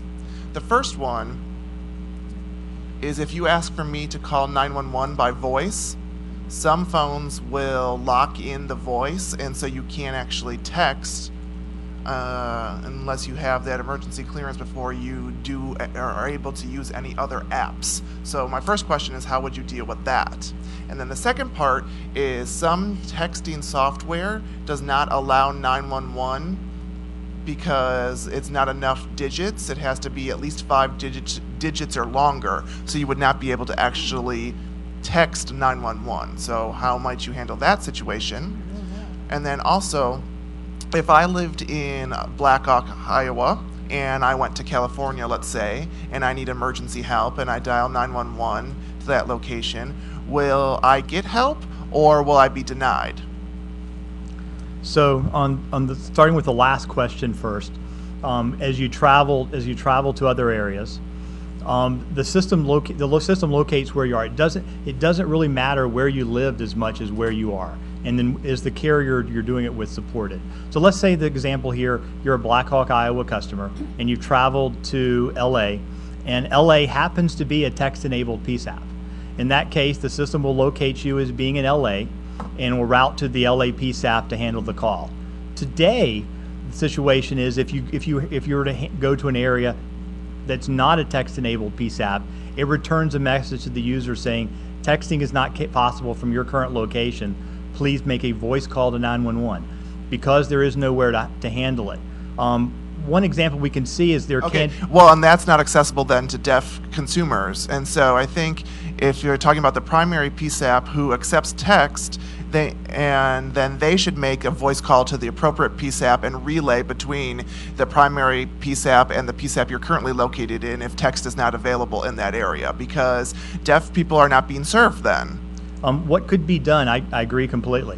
What could be done is if there was something like a relay center that could handle these calls for out-of-area calls for specifically the deaf and hard of hearing community, not necessarily for the rest of the community that potentially could speak, but for deaf of hard of hearing, when it was because it knows it's from an out-of-served PSAP, it could then be delivered to a relay center that could relay the call to the appropriate PSAP. It may be difficult to ask Judy to handle calls for people over the entire country, but it could be a relay center if there was funding appropriately for a relay center to take these calls, and then when it's not a native PSAP that could handle the 911 calls, they can relay the calls that would provide support anywhere.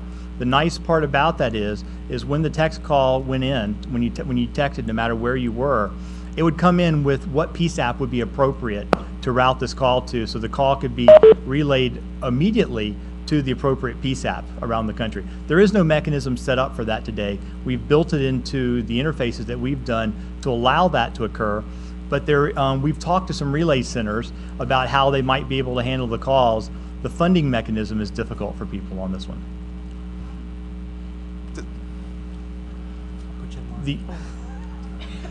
Okay, well, now you haven't answered the other two questions. Just keep that in mind. I've forgotten the other two questions at this point, I hate to say. If you would repeat them again, I'll go through the back for the other two. Okay, sure. So say I'm here from DC and I fly to Black Hawk, Iowa. And I'm on their carrier signal at this point. There are two problems that I see. The first one is that some phones will lock in the voice 911 mode, so the emergency mode, which means that you cannot text to anybody while you're in an emergency mode. So how would you handle that is the first part. And then secondly, some texting software does not permit you to actually text to 911 because it's not enough digits. It has to be 5 digits or longer in length. So how might you handle that? Yeah, thank you for those, for reminding me of those.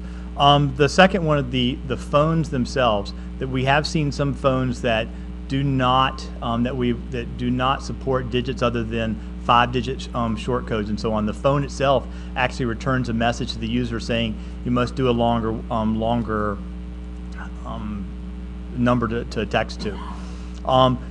We've seen that.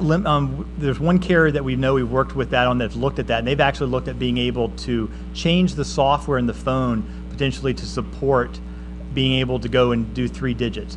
We're sure there'll be some devices out there that will not support 3 digits. We know that that's without a doubt. One of the things that can easily be done is we could have people test it with their phones. I mean, that could be part of something that people do in advance to see if it works. Again, it's not perfect. There are devices out there that probably will not work.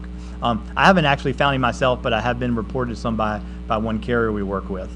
On the other aspect is when you're roaming into an area and it locks in for, if you make a voice call to 911, it locks it up.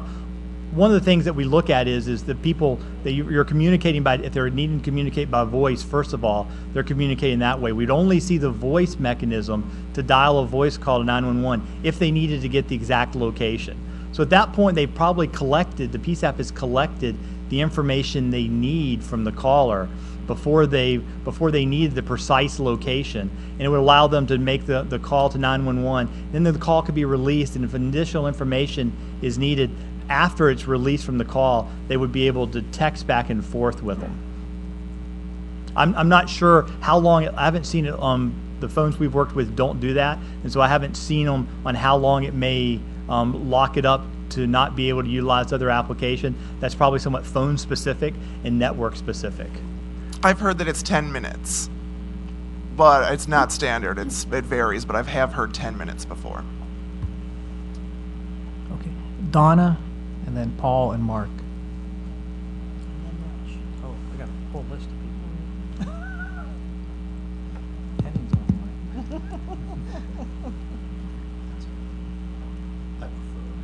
This is Donna. I have 2 quick questions. I just want to make sure I'm understanding you correctly. So in Blackhawk,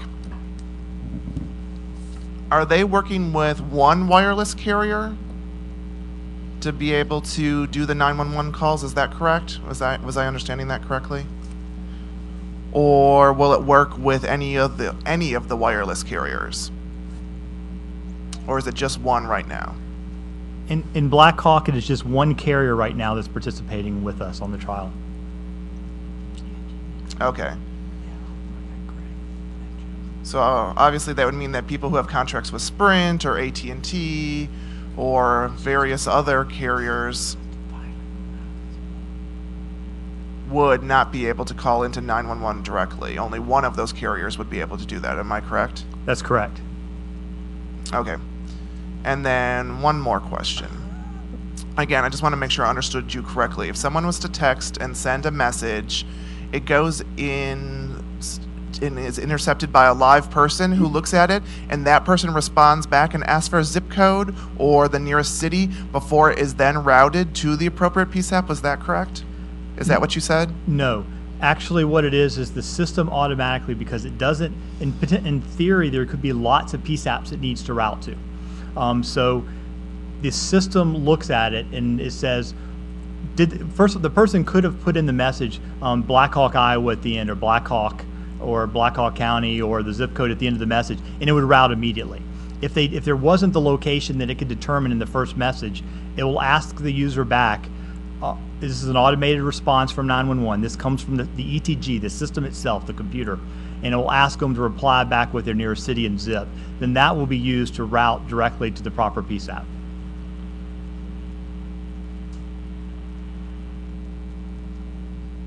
And in the next phase, we actually use the system itself to determine the cell site it's on to route to the proper PSAP, and we don't have to ask them for the city or zip. I see. Okay, thank you. Paul? Paul, go. This is Paul Michael. Is this on? There we go. This is Paul Michaelis with Avaya. At the hotel where I'm staying near Baltimore, just by coincidence at breakfast yesterday, there were over half a dozen deaf people there having breakfast with me. I asked them independently, if you needed to call 911 for an emergency, what would you use? How would you do it? Every single one of them responded that they could be able to send text from their mobile device. They thought that would work. And I asked them, do you ever use a TTY? They said, no, it's obsolete. We have one, it's dirty. We don't take it out anymore. But they all assumed that the SMS capability they had on their mobile devices would work.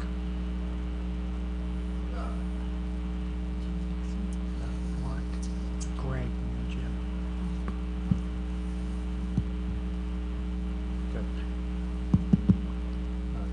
I'm surprised that VRS wasn't mentioned as a response from those deaf people. Hey, I want to keep this moving as in order. So we got Mark, Fletcher, then I got Greg, and then Jim. And then lunch.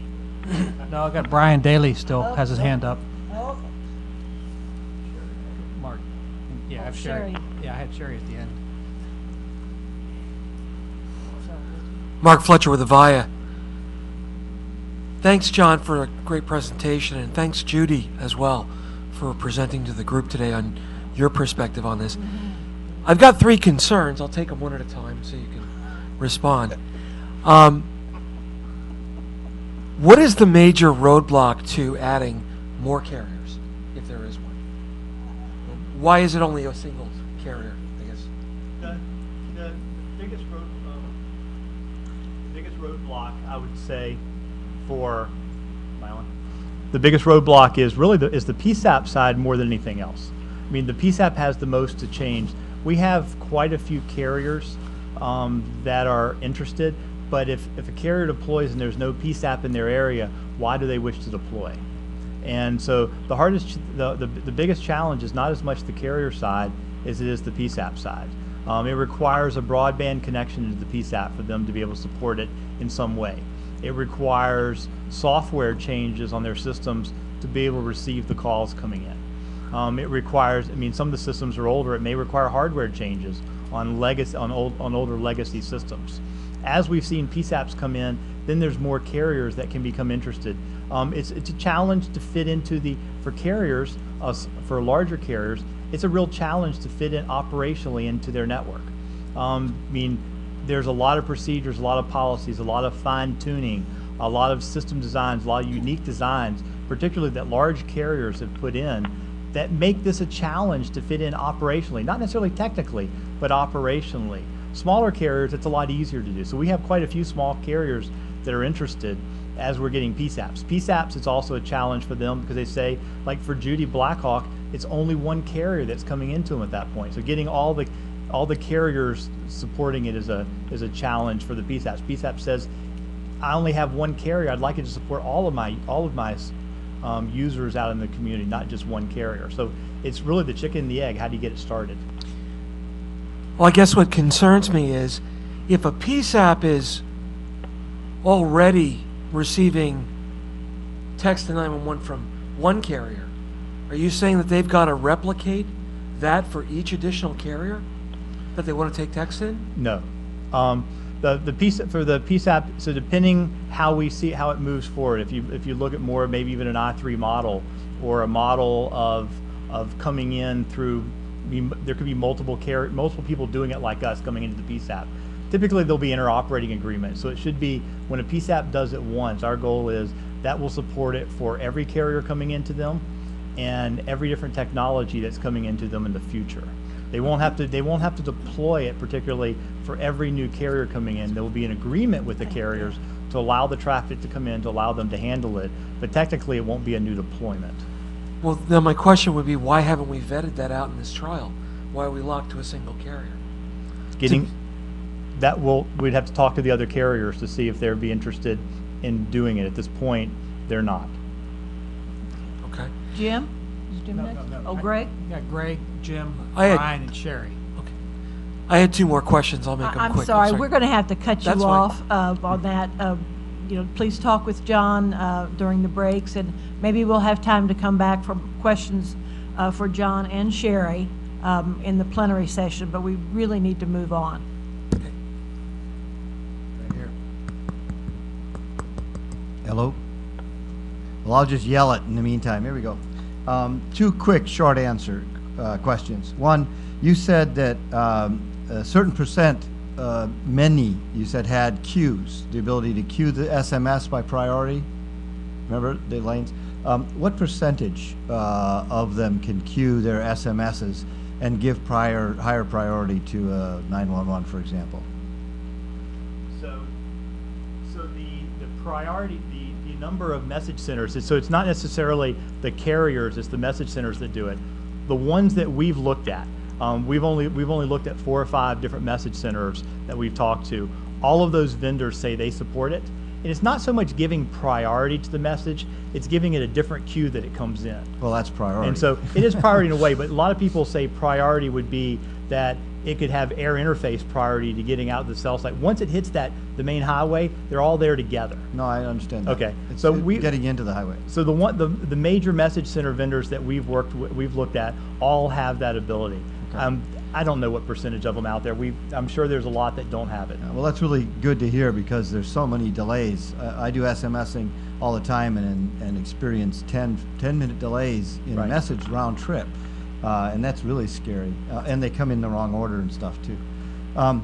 You had said the other thing that really surprised me, and thank you for your presentation. You said that you had 15 bad SMSs for every good one that was a real emergency. Yes. That was a stunning number. And so you said you send them back and you ask them a question to try and to differentiate an automatic response. Where are you, or something like this. What if the person sends a 911 message and they can't respond back? They get taken offline. They don't dare move. I mean, there's lots of reasons that they might not be able to come back. How would you detect that from one of your pocket dials? So let's say in the example that we're getting cell ID location, doing it automatically, not asking where the user is, because if we're asking where they are, they have to be able to reply back with their location. If we're asking the cell ID location, the mechanism that we actually built was it looks at the initial message for keywords that are specific. So a PSAP can choose this or not. They could say, I want all the messages to come through no matter what. Or they could say, I want filtering to be there, and these are the keywords I want to filter on. If they had the word emergency, let's say this PSAP shows that I want emergency, fire, ambulance, accident, some keyword to be in there that would look like an emergency. It would route the call automatically through to the PSAP. And if there's enough information in that message to dispatch a call, the PSAP can dispatch it.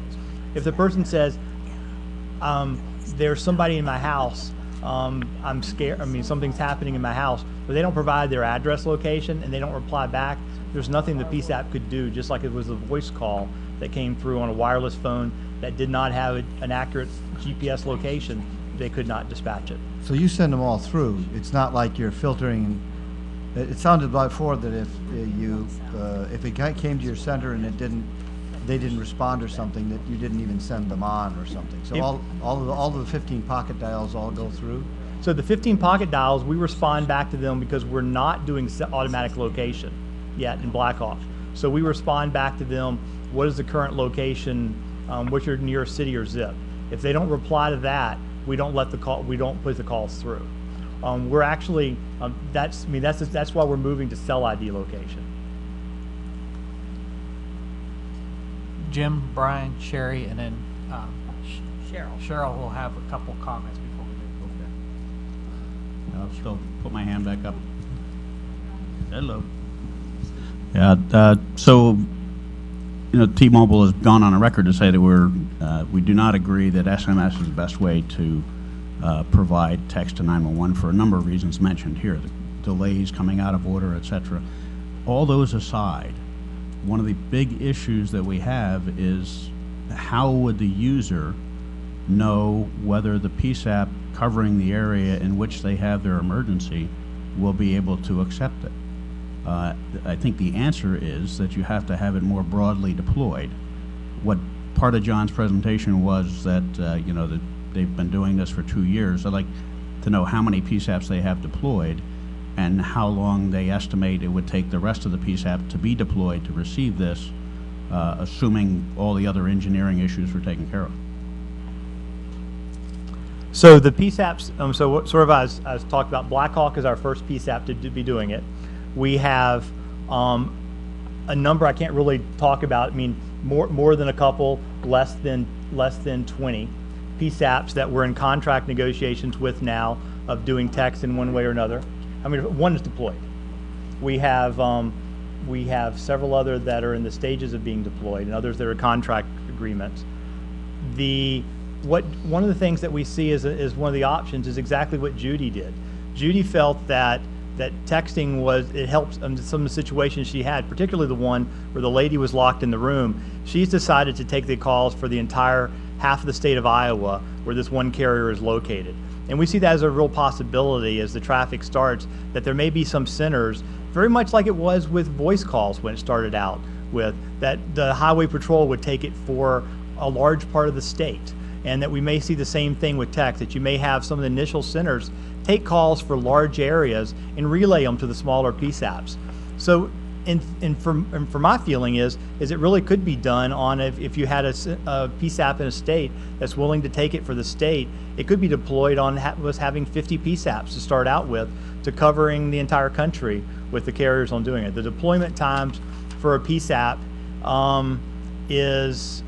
it was fairly fast for doing Blackhawk. It was in putting the circuits in takes the longest time. For the carrier, we actually did it while we were on a conference bridge, and it took us about 20 minutes to do the configurations once we put circuits in place. It was a fairly simple situation for that carrier. That's not the question. The question is, how long will it take the PSAPs to be deployed to receive the calls? I mean, you're assuming that all the PSAPs have the money and the political will in place to do this. Given the comparison to how long it's taken to get phase 1 and phase 2 out, which is still not complete since, for 10 years now we've been doing it.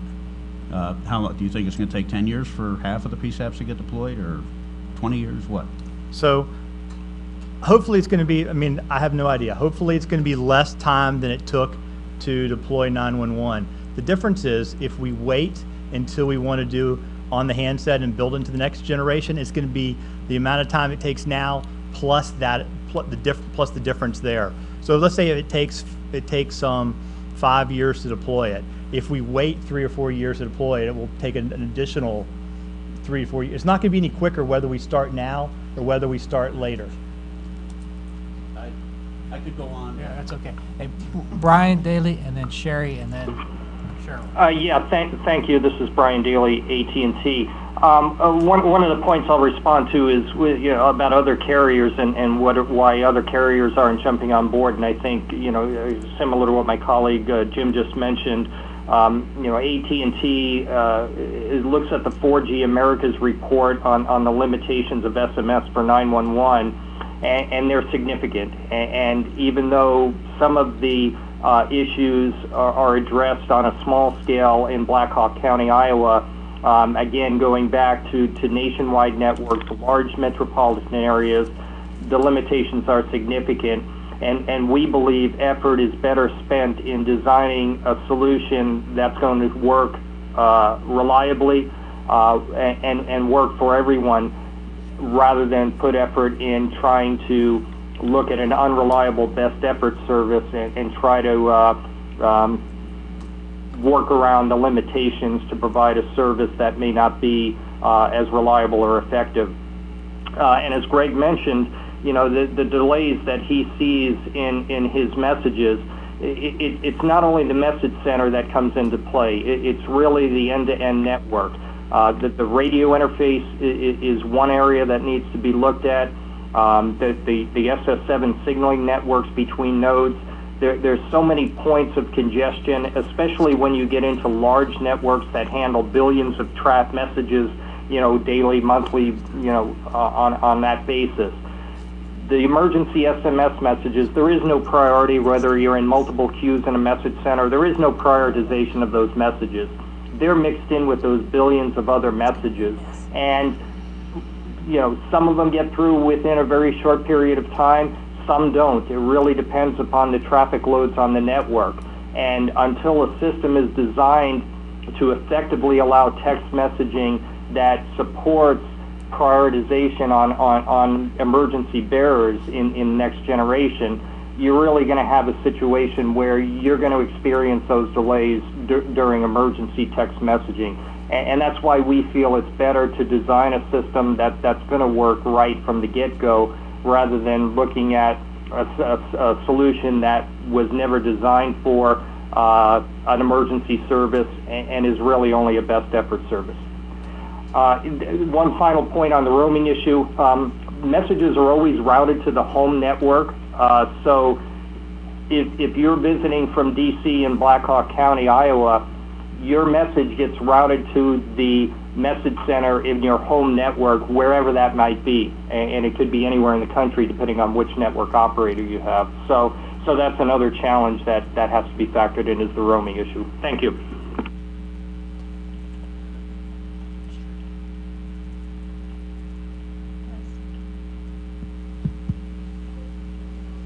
I'll try to make this quick. I know everyone's hungry. This is Sherry. I really appreciate the information that's been brought forward from Blackhawk, and I do appreciate the effort that you've put into working on solutions for incorporating SMS.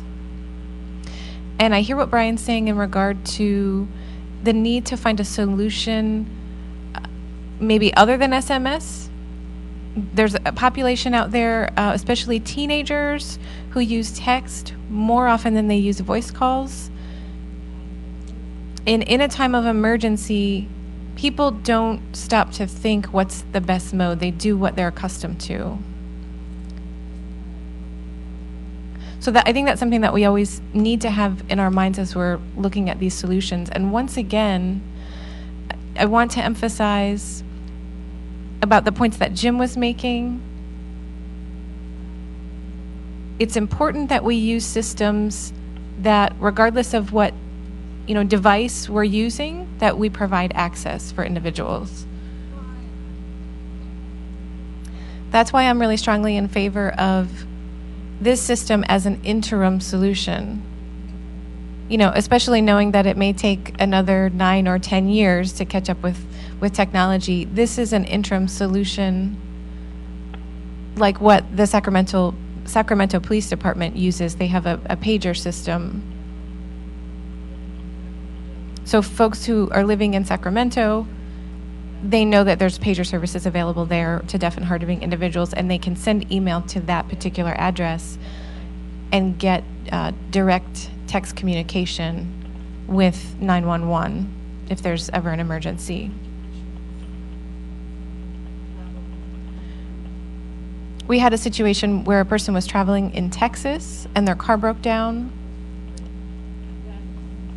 and someone was actually approaching them with a gun, and so the person in the broken down car was able to send a text message to the Sacramento Police Department despite the fact that they were in Texas. And of course the Sacramento PD passed that message, you know, they relayed the message. So the PSAP person who received that text was able to place a voice call. You know, I don't know that there needs to be a special relay center established for that. It's common sense. So they were immediately able to get assistance to those individuals from the local police department in Texas. I think they were in Austin. But the point really being, that's better than nothing. And right now we have nothing. For the majority of people, we don't have access. I'm lucky that I've got Sacramento PD where I am. Thank you, Sherry, and all. Thank you, John, for the presentation, and Judy. And I'm sure we will visit this again a little bit later in our cycles. I want to thank you all for being so patient and flexible, because we do need to vacate this room because they're going to rearrange it so that we can get all we can get all AFCC employees that are in this building in here for a meeting this afternoon. So we will need to clean off the tables. Let me speak to those of us who are in breakouts 1 and 2. You got the list in an email, and they're also in front of you. On the email, you have the conference bridge for those on the phone for breakout 2.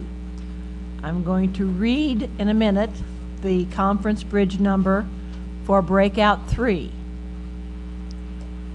Ready? 1-800-516-9896. The code is 418-1801. That's for people in breakout 3 who are on the conference bridge. You will call that to participate in the breakout number 3 with all the folks. And Henning and Patrick, I believe, are going to be the FCC guiders. And that's important because once you're in the conference, well, first of all, you have to have an FCC person to open the door for you. So we will try to get some staff up there and have them available, because if you have to go to the bathroom, you will also need to be badged back in. So I'm putting that on Henning and Patrick, because you're going to be up on the first floor in the big South Conference Room. There will be interpreters in both breakout session areas. So the breakout number 3, which is the one that we're displacing from this room, is going to be in 1 South Conference Room. The number is 1-C516. But you'll need a guide. You'll need an FCC badge to get into the corridor.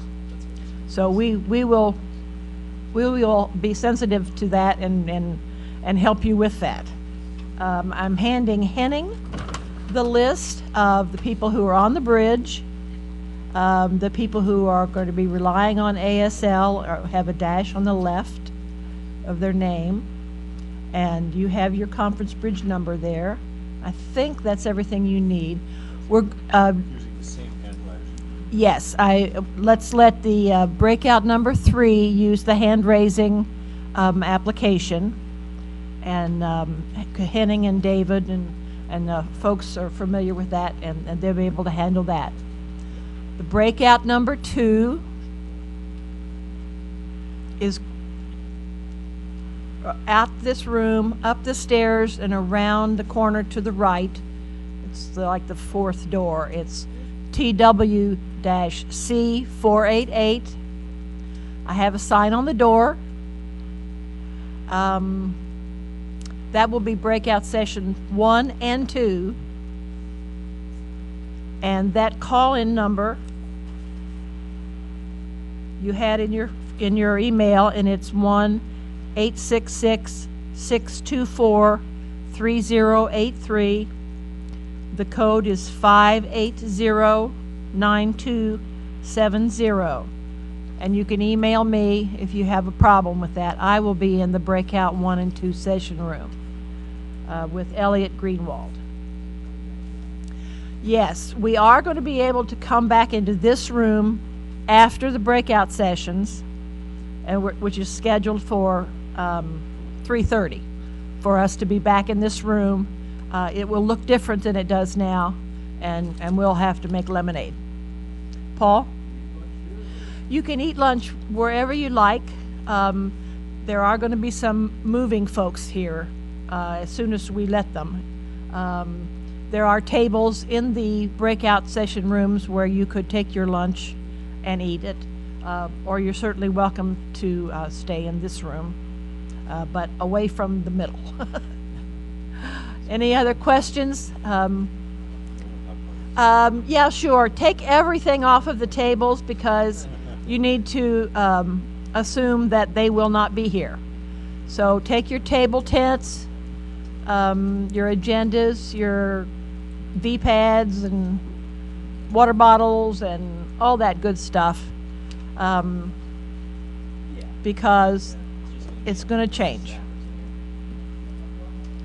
Thank you. Lunch is served, and thanks to Telecommunications Systems, Don Mitchell. And when do we rejoin? The fair here today. Someone have a question on the bridge? Yeah, gonna hear. When do we rejoin? You may rejoin your breakout session at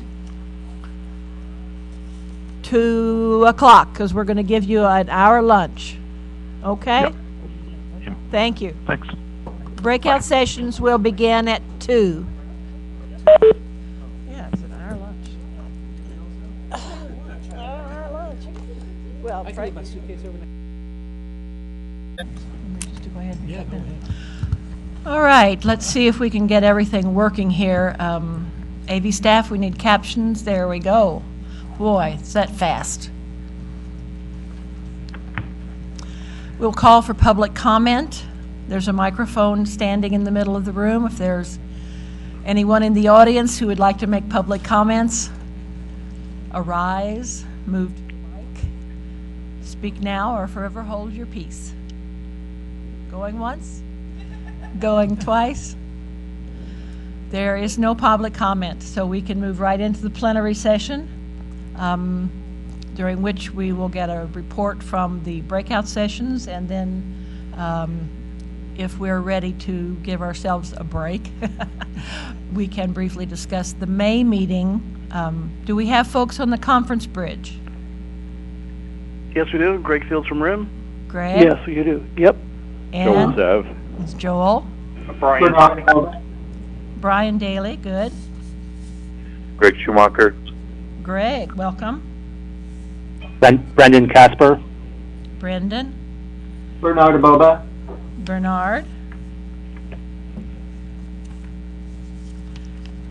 Gunnar, are you back with us? Gunnar, or did we miss you? Did we lose you? We must have lost Gunnar from the bridge. Brad Hodges, are you here? You back with us? Yes, I am. All right. Okay. I do need to make the announcement about the May meeting. It was to be held the second Friday, but May 13th, the second Friday, is Gallaudet's graduation, and we have had a request to move the EAAC meeting to May 6th, a week earlier than, that will be the first Friday. There will be a number of people involved with the EAAC attending the Gallaudet University, and I believe that there's some special activities going on that people from the FCC and the EAAC are interested in participating in. So I will send an email out to everybody early next week if I'm working. If not, I'll have to do it by telepathy. Cheryl, Brian Daly, that is confirmed, the date change? Yes. Thank you. Yes, May 6th will be the next EAAC meeting. And we have tentatively scheduled that will be the day for the blue sky discussion. In the morning, we'll probably do some, review of the survey and where we are and where we're going from there. But we do hope to devote the bulk of the day to blue skying. All right, I will turn it over to someone to report out on the second breakout session. You may come borrow my telephone if you like. Microphone. Okay, the working group 2 met. We did 2 things. One is we did a high-level analysis of the interim data from the survey on the 10 questions applicable to our working group. And the other thing is we considered various questions that could be asked in terms of, a further more intense detailed data analysis once the survey results are complete. In terms of the high-level review, probably the most significant thing we noticed was that of the people who responded to the question about if they had difficulty accessing 911, about 25% of the respondents mentioned that they had some form of difficulty, which was broken into a lot of different categories in the response. And so therefore, our whole raison d'etre has been substantiated that there is a problem that needs to be addressed. In terms of kinds of questions, we felt that dividing the data among some of the demographic questions that were asked in terms of types of disabilities as well as age groupings could be productive and could lead to different kinds of data for different groupings.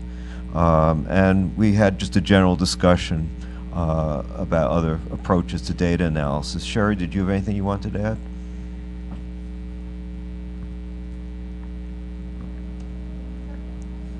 Okay, thank you. Who will be reporting for breakout 3? Okay, for breakout group 3, we discussed a large set of topics related to how we should handle the diverse data sets.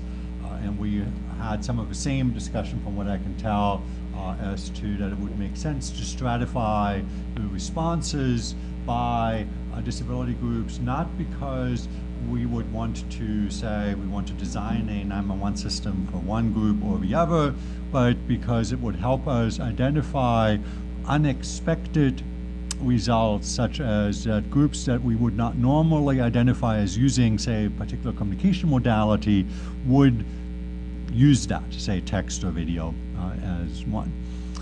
We also had, I think, general agreement that the emphasis is on identifying broad-based needs and not so much worry about popularity, or in most cases not worry about popularity at all, because the survey is a survey of convenience.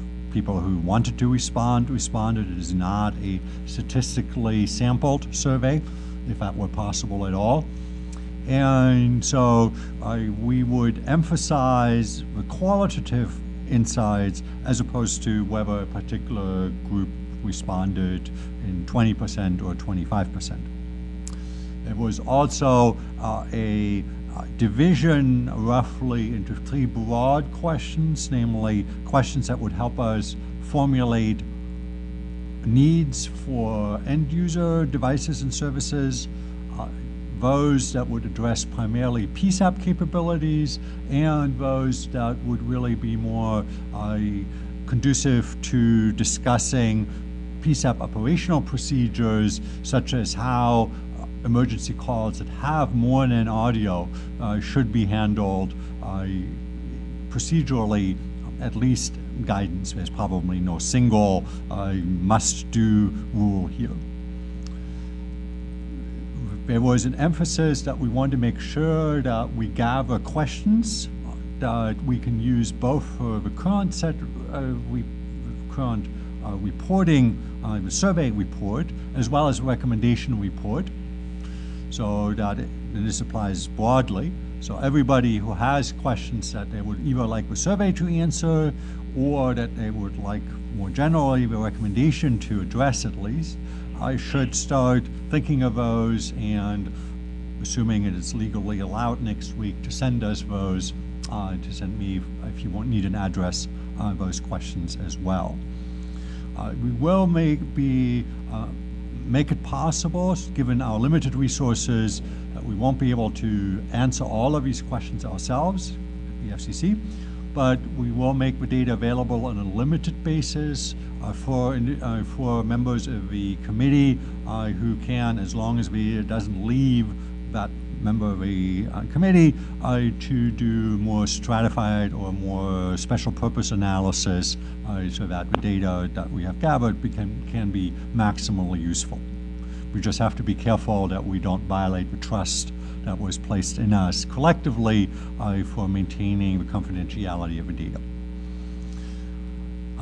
I'm looking at Greg or Paul. Any additional comments that you want to make that I might have forgotten? You're good? Okay. Paul, you're good? Okay.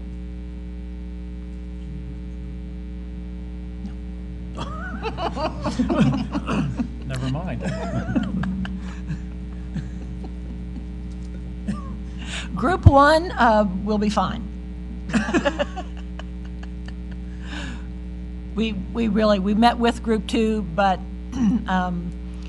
since there are really 3 questions, how old are you and what's your first and second language, are, I guess, for your disability, and how that information will relay to the other questions. The breakout number 1 will take care of its chores.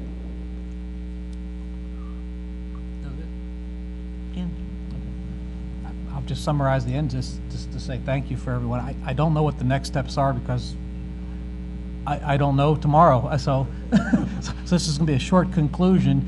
I'll probably just reiterate that the survey is still online and open until April 24th. Whether the FCC is operating or not, I don't think it shuts down, so we'll be okay. It will shut down? Oh, sorry, clarification here. Because the survey is on the FCC website, I was looking at the information that was sent to FCC employees regarding the shutdown. The FCC public website is going to be shut down as of when the government shuts down, which means that the survey, will not be accessible to anyone during the government shutdown. Quite true. The survey is hosted on a third-party provider, so the link is not available. So, but all of us should have that link in numerous email messages by now. But if not, I'll resend it. Yeah, maybe we can be before leave it today. Just resend it, and the survey will be there. It's actually right now. It's on my personal credit card. So as long as Visa doesn't cut me off, the survey will stay up.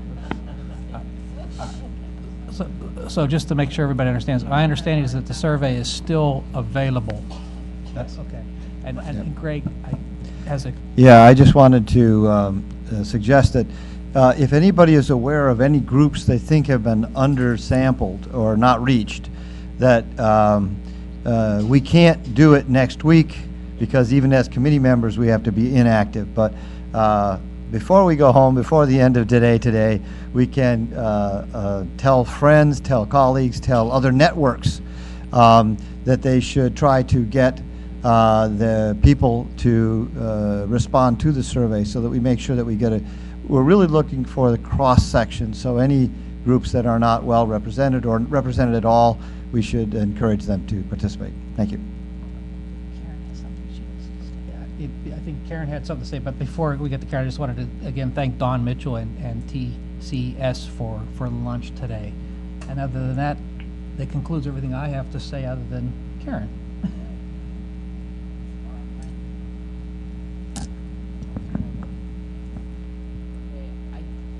Just wanted to give you a little bit of additional guidance on what you cannot do. So if you're going to be telling people to fill out the survey, you better do it fast.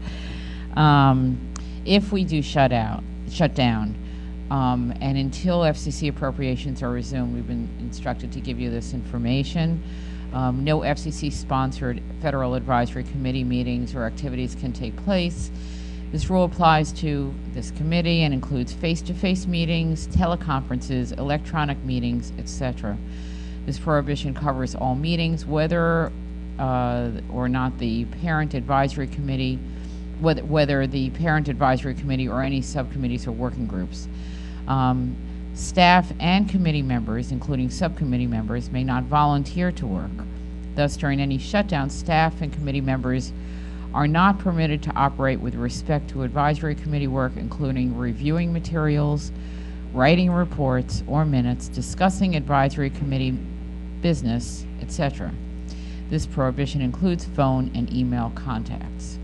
No federal advisory committee travel can occur, even if it's already funded. You know we haven't funded any, so that doesn't really apply here. This includes not only federal staff travel, but travel by committee members, consultants, contractors, etc. So actually it sounds like it extends to travel you might be doing for the purpose of the advisory committee, even if we haven't funded it. And then the last statement is just that the Federal Register will not be publishing notices during a government shutdown, and the FCC will not be maintaining its website. So we just wanted to give you this news. So hopefully whatever happens, if it happens, will be short and none of this will be necessary. This is Cheryl King. Is my mic on? Thank you. In a personal email or to the staff would advise us that our BlackBerries may not even be working. So no email. I think that, yeah. I think they're going to be working, or I don't know whether they changed that since this morning, but we're not allowed to use them. Oh, okay. But on a good note, one other issue that I thought about when David was speaking, in case you haven't been to the EAAC website lately, if you have not, you will not know that we have the survey in 3 formats. There's the regular American English format that has the video clips. There's the Spanish version. And we have a 3rd version that is directed toward those with intellectual and developmental disabilities. It's a shorter survey. We don't have all the charts and, you know, always and never. And we've worked with the National Association of Developmental Disability State Directors in creating that version. So it is online also. And it has been pointed out to me that it may also be more user-friendly for those who may consider themselves to be illiterate. There may be some seniors or other persons with disabilities, sensory and otherwise, that may benefit from that 3rd shorter form. So that's it for me. I think that's it. Oh, Sherry?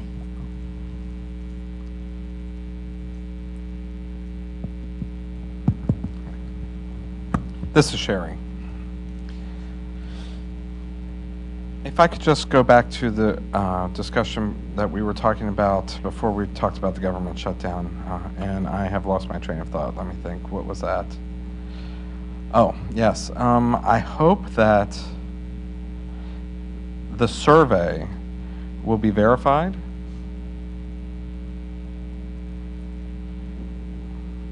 And what we know of consumers' expectations and needs would be included in our recommendations. But I'm also hopeful that we can tie into, well, in order for us to have successful access, the PSAPs need to be able to have their platforms ready. So I'm not sure how we can tie that in, the PSAP piece of that and the needs and their funding needs into that aspect and all of that. Job. That's not in our area of jurisdiction. Or, well, maybe we can make recommendations that the FCC talk to the Department of Justice. Yeah, and that the consumer population can't have access unless your groups get their act together. Right. That's the next step. You're absolutely right. I mean, the step For lack of now better is words. to figure out what these needs are, and the next step is to coordinate with the Department of Justice, the Department of Transportation, NTIA, and any entity that's working on the next generation of this system. And it's going to be a coordinated effort. We're not going to be isolated. We're going to be working with these other federal agencies to make them aware of the results of the survey and just generally of the needs of the community. Okay. Travel safely. Please leave your name tags and tents. If you bring them up here, that would just be awesome. Thanks again, everyone. Thank you. Yes, thank Good you, luck. everybody. Good luck in DC. Yes, thank you. Let's hope to shut down short.